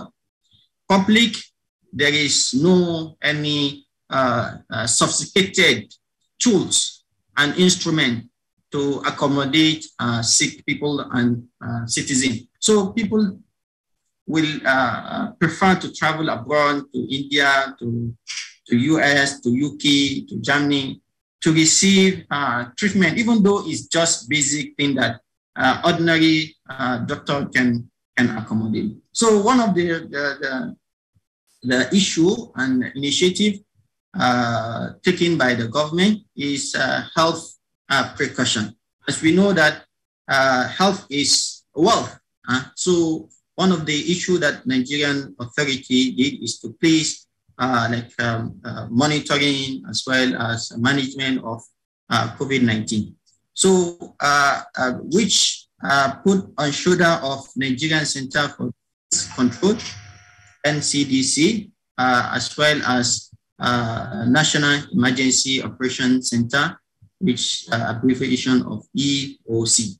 So the duty is to be responsible to cover and manage the COVID-19, as well as giving or identifying the SOP, which all Nigerians should abide in terms of traveling restriction and so on and so forth.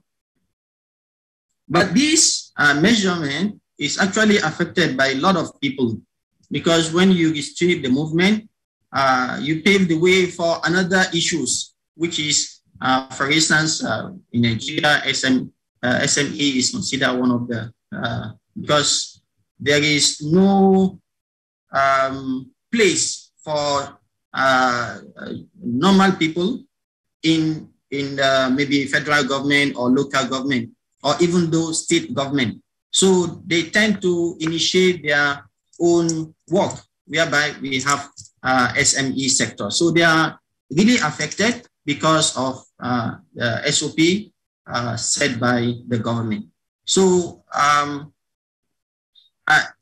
also socio-economic measurement.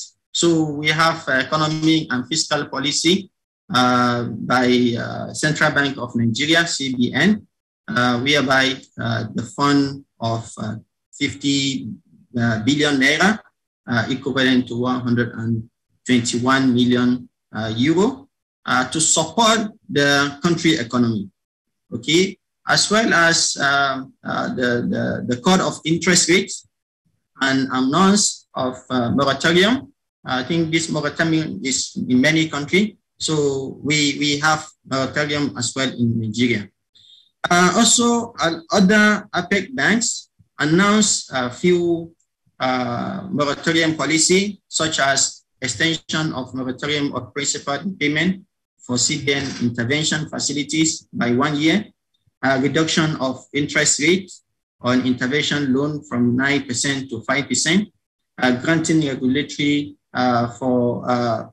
forbearance to banks to restructure terms and facility in affected sector, provision of additional 100 billion intervention fund, especially in healthcare loan.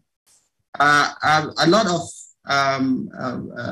measurement taken by the government.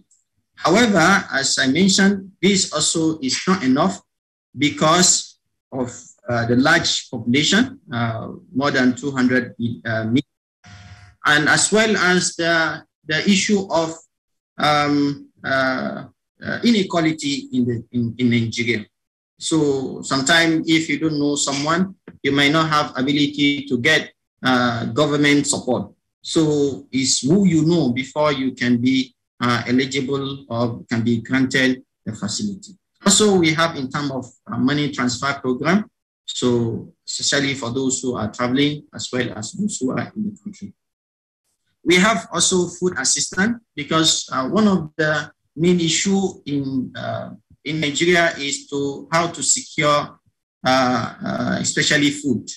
Okay, so someone might wake up without maybe breakfast, no lunch, no dinner. So talk less of tomorrow. So the same day he has nothing to eat. And there are a lot of research saying that there is correlation between hunger and crime. So when you are hungry, you tend to be very aggressive. So the issue of food also is considered as a very big issue. So government has support in this issue. However, based on a lot of research and the slogan of NSAR, maybe from those who are in Nigeria, they will understand the slogan of NSAR, whereby we have the issue between the citizen and policemen.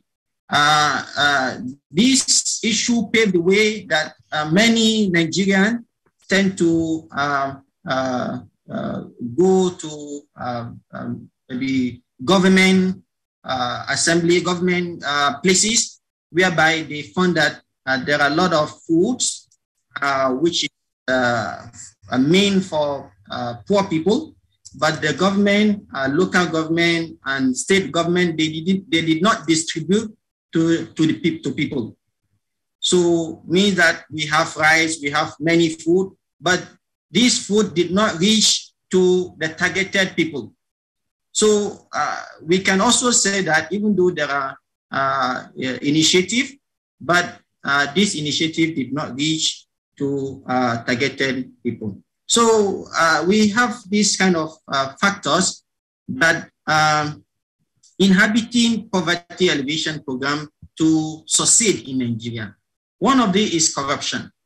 Corruption not only in macro level, rather in micro level. And it's not exclude anyone, it's include all, whether you are ustaz or not ustaz. Even though in Waqf institution, I observe that a lot of corruption in Waqf institution. Perhaps because there is no proper regulation. Some people, they receive Waqf as their own property because there are a lot of loopholes in the regulation. Because Nigeria, we don't know in the regulation, there is no Waqf. Rather, we consider this as endowment. So if Waqf is registration of Waqf, someone will write his name, even though he graduated from Islamic University. So because of corruption is everywhere. So to address this issue, we need to have very good standard, very good regulation to address the issue. Okay, lack of accurate data. As I mentioned, the many initiatives, because we don't have data. We don't know who are we, how many. That's why in the beginning I said that many people, they disagree with me with this number. They will say that population of Nigeria is more than this because I'm not counted even though. So the issue of lack of, that's why I think I will also recommend what Prof. Elku mentioned. We need data. We need data to facilitate this issue. So data management, inequality, so in everywhere. Even as I said, in those who are in the Islamic segment, Islamic study, so in the issue of inequality is very obvious in many sectors. So we cannot get even admission in university unless you know someone, not by merit, by who you know. You cannot get job unless you know that, oh, you have a card, business card of so person. So this issue is very, very crucial and it must be addressed. The issue of employment as well, because if you have like first class students in even medicine, in pharmacy, in medical, you don't get job easily. So we waste our resources. That's why you have brain drain. Many people are immigrating. They are in other countries and doing very well because their home cannot actually accommodate and appreciate what they have. So the issue of unemployability is a very crucial issue which the government and other stakeholders must address. So to suggest, because of time, I see Dr. Fatmir as well as my brother looking at me, to suggest there are a few things I feel is very good to as a take home. Number one, the issue of transparency. Whether in Islamic social finance in Nigeria, even though it's in the infant stage, we need transparency. Okay, building institutional capacity. The issue of security is considered as a very big issue. It affects even foreign investment in Nigeria.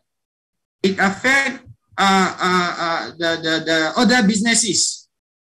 Okay, so these also relate with employment, awareness of financial planning. I can say more than 70% of Nigeria, they don't have awareness on financial planning.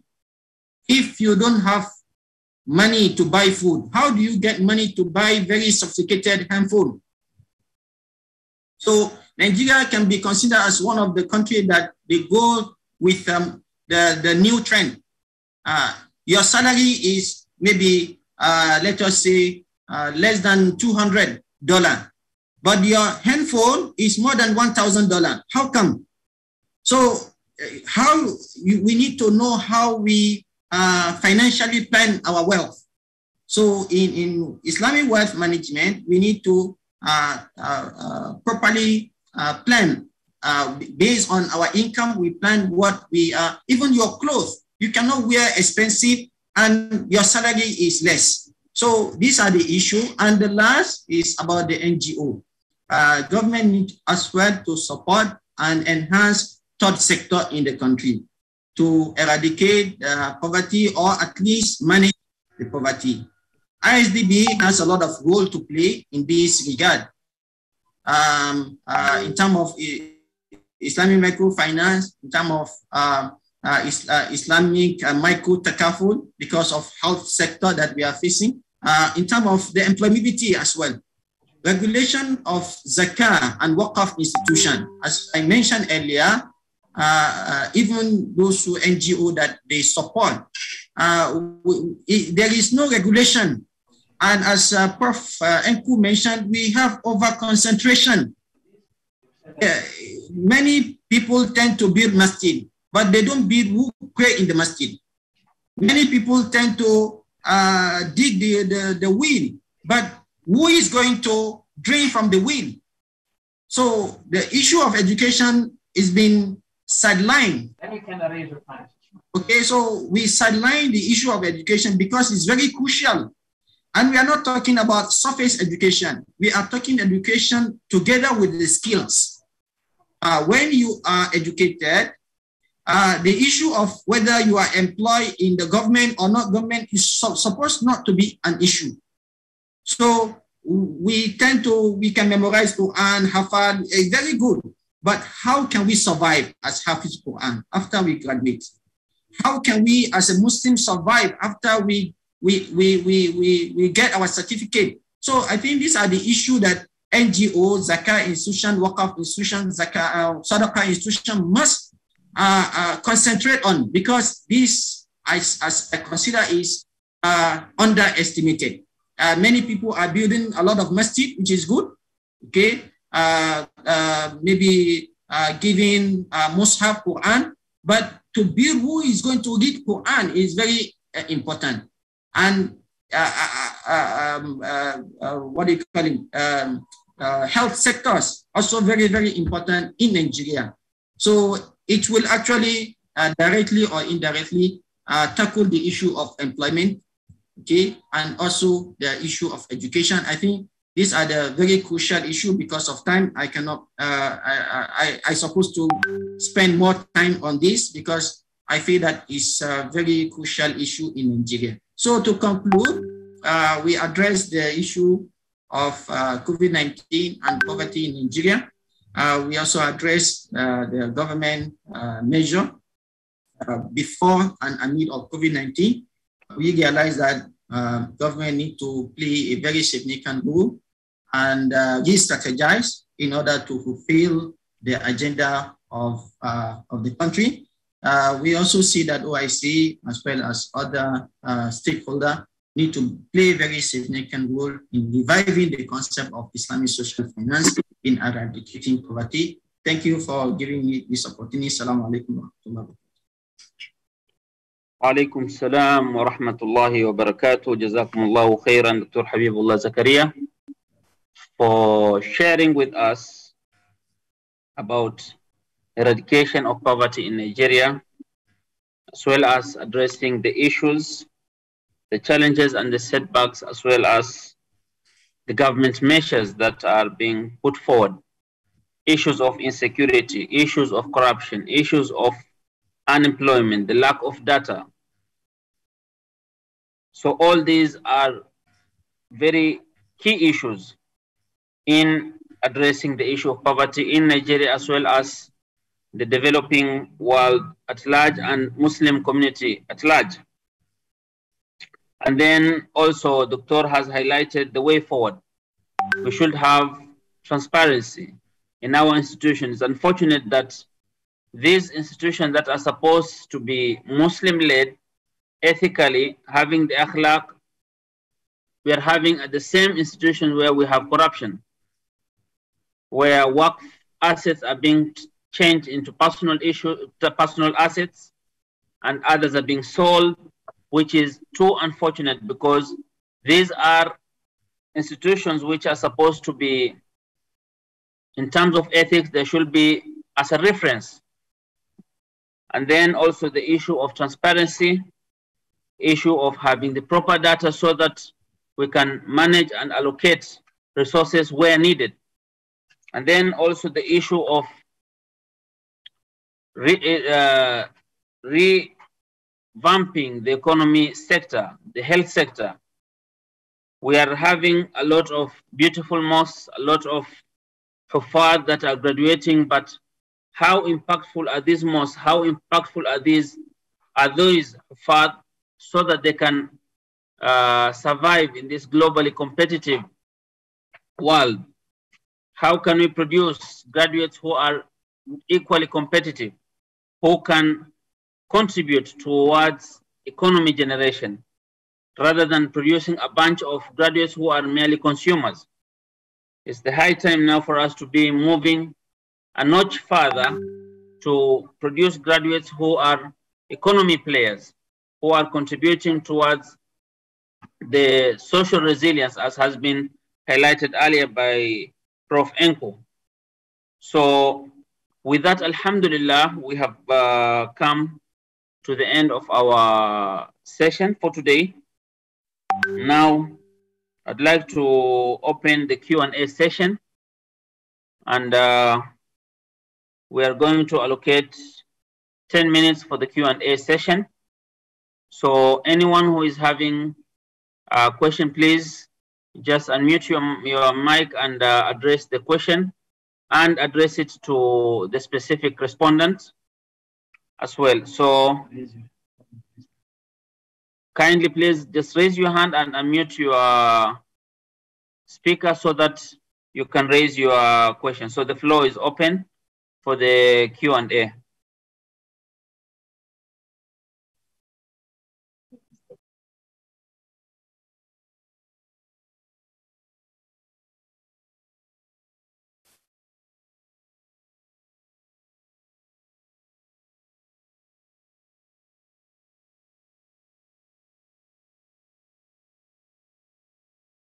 Assalamu alaikum. I'm raising my hand. Okay, welcome, please. Can I go ahead? Yes, please, go ahead. Oh, assalamu alaikum wa rahmatullah. Wa alaikum salam wa rahmatullah. First, I want to appreciate our presenters, our Prof, Professor Adawiya, and my distinguished doctor from Nigeria, Dr. Habibullah. Thank you very much. Sir, I want to find out, you are speaking so well about the government intervention on poverty eradication in Nigeria. And you mentioned the fact that even those who collect waqf or zakat among the Muslims, they are engulfed in corruption. I want to know, what are the practical measures, pragmatic measures that Muslims in Nigeria who are in the largest population can really come together to establish this defined Islamic finance, such that we'll be able to at least reduce the poverty in Nigeria, if not totally eradicated. I mean, pragmatic steps that Muslims can take if the government is not ready to take it up because of corruption among government circles. Thank you, sir. Okay, thank you for your question. So, Dr. Habibullah, the floor is yours. Thank you so much, Ustaz Hakim. I think you know better than me in this regard. You have been very wonderful in this aspect. Of course, I don't mean to generalize, but based on my experience since 1996, I'm working with NGO such as Muntada Haramain, Bamun, as well as Idafa in Nigeria. So we encounter many issues. One of the issues that we encounter, because there is no any regulatory standard for this kind of segment.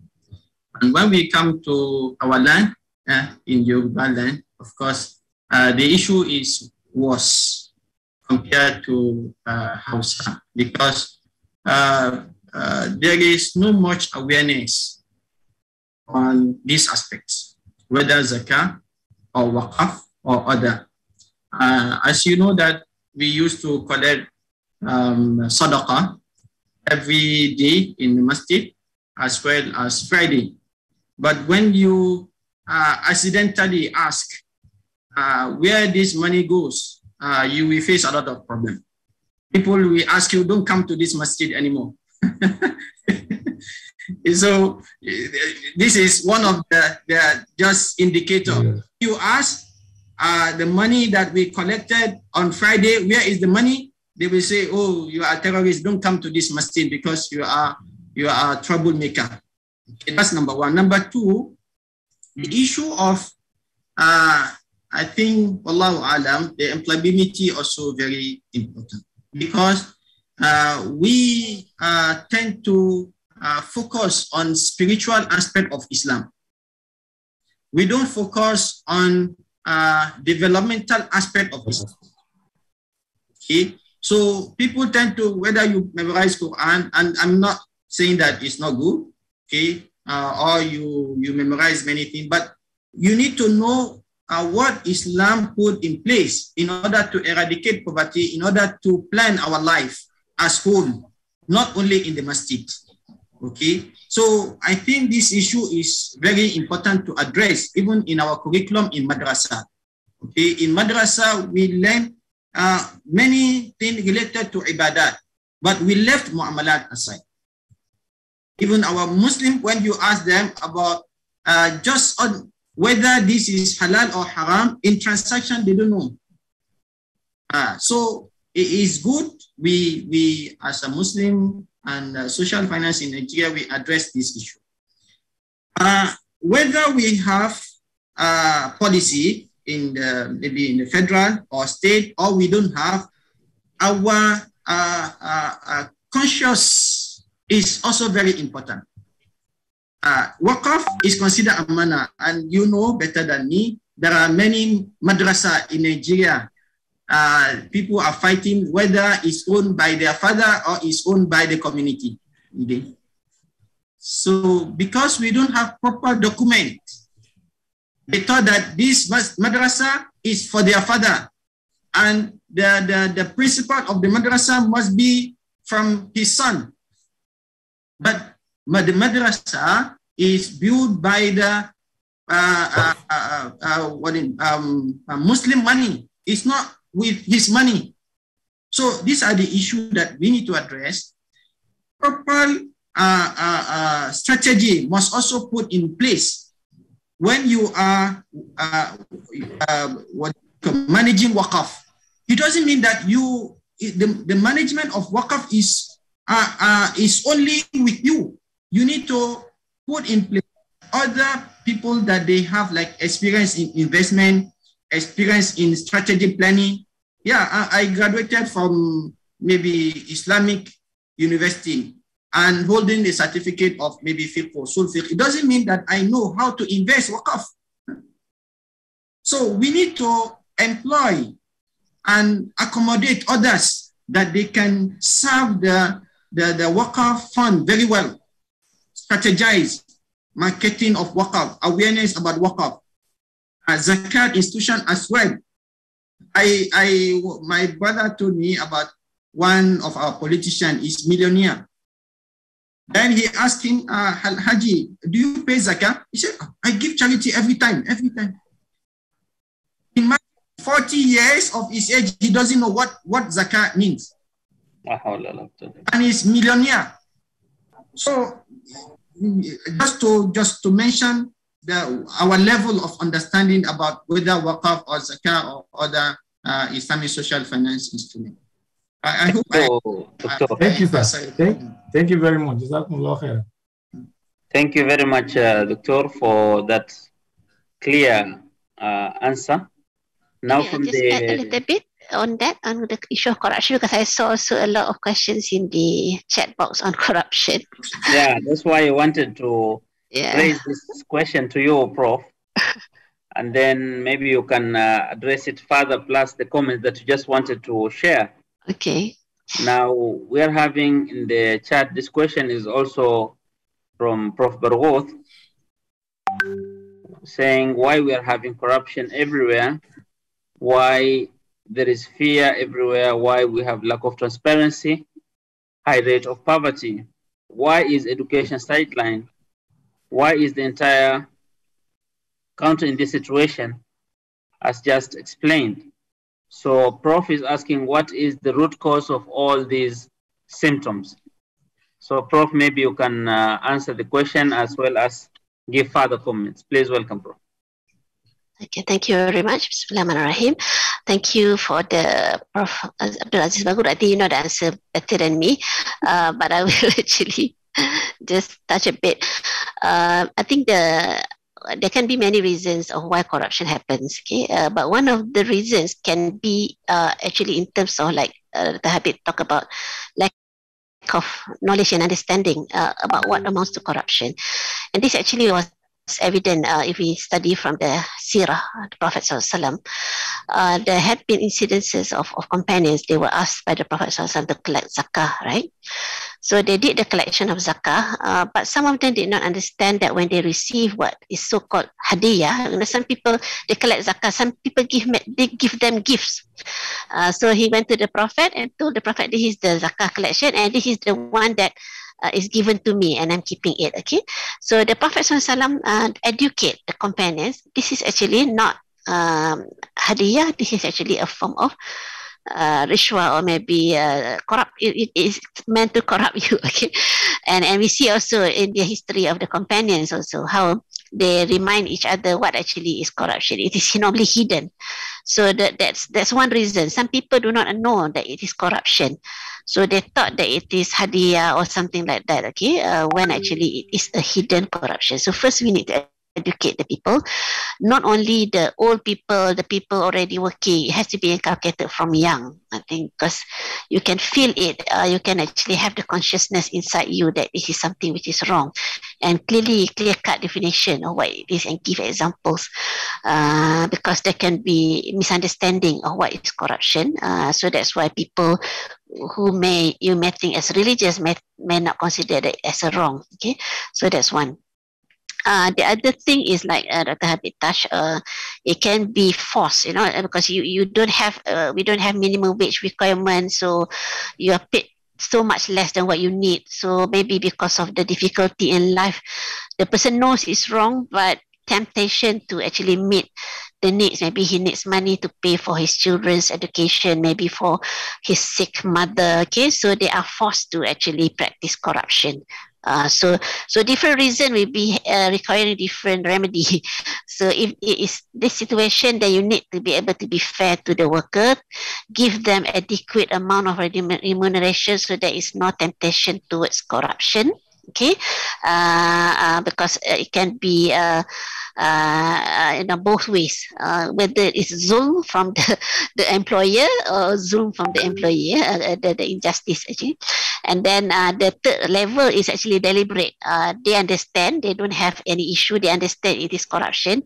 And in terms of whether it's a desperate need, also they're not desperately needing the money, it's just for lifestyle purposes. Everybody is buying big cars, I want to buy big cars, I want to have additional income. So this deliberate form of flouting the rules knowingly, so this one is the one that we need to tackle by way of punishment. Okay, we regulate, enforce punishment strictly as to those who actually do this kind of things. And of course, in addition to that, like the Prophet ﷺ practice, he always inculcate strong iman, the elements of ihsan, to actually cause the person to actually feel internal drive to actually avoid corruption. Okay, whatever piece of corruption, even a single cent, is naru jahannam, okay, that you are feeding to yourself and to your family. So that kind of taqwa, that kind of fear, and also that kind of consciousness actually is the best a strategy to guard a person from committing corruption, in addition to external regulation from the law and whatnot. So those are my simple answer, very limited in the limited time. Thank you very much. Thank you so much, Prof. Enko, for this clarity that you have just shared with us, and everything revolves back to God consciousness, taqwa. Once we have the taqwa, we have proper transparency and enforcement measures, then of course we'll be able to mitigate the issue of corruption and moving forward, inshallah. So once again, I would like to thank all the speakers for today's session. We thank all our able deans, directors, speakers representing different NGOs, as well as all the participants for your time and being with us from morning until this time. So it has been a very great session, a groundbreaking session, and would like to just make a brief announcement of the next week's event. The title is Successful Experience of Combating Poverty Amid COVID-19 Pandemic, where we'll be having the speakers, Dr. Salih Bazaid, CEO of Nama Foundation, Prof. Dr. Hilman Latif, Muhammadiyah Zakat Board, Indonesia, as well as Puan Sharifa Amina al-Khared, Malaysia Relief Agency representative, for next week's session that will be on 11th December. So we're looking forward to see you all in our next session to look at the successful experiences in combating poverty amid COVID-19 pandemic. Now, as we are reaching towards the end of our session, I kindly request all our participants to on their cameras so that we can have a group photo and a memorable session that we have had. So kindly please, all our participants, just on your cameras so that we can have a group photo, and then we conclude our sessions. Inshallah, jazakumullahu khairan. Okay, so I hope all our participants are ready for the photography session. So 1, 2, 3. Okay.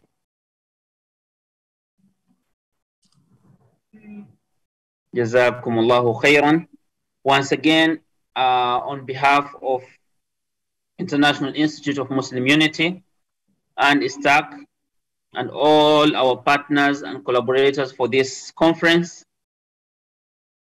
I'm very glad to thank you all, our collaborators, our participants, as well as all those who contributed the organizing committee to make sure that today's event is a success.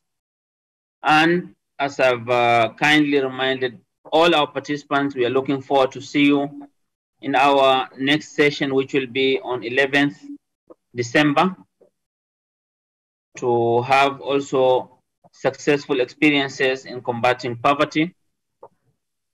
So inshallah, we're looking forward for a more resourceful contribution and a very engaging session in next week, as we are looking for these successful modules in combating poverty, inshallah. With that, we are coming to the end of our session today. Jazakumullahu khairan. And may Allah bless you all for your time and contribution. And looking forward to see you in our next session, inshallah, on 11th December. Jazakumullahu khairan. Wassalamu alaikum wa rahmatullahi wa barakatuh. وعليكم السلام ورحمة الله. السلام ورحمة الله وبركاته. السلام ورحمة الله وبركاته. وعليكم السلام ورحمة الله وبركاته. Thank you everyone. Assalamu alaikum. وعليكم وعليكم السلام ورحمة الله وبركاته. شيخ حكيم جزاكم الله خيرا. بارك الله فيك. وإياكم. فاطمير thank you. شكرا. جزاكم الله خيرا. في فاطمير اثنين اليوم. فاطمير الأستاذ وفاطمير الطالب.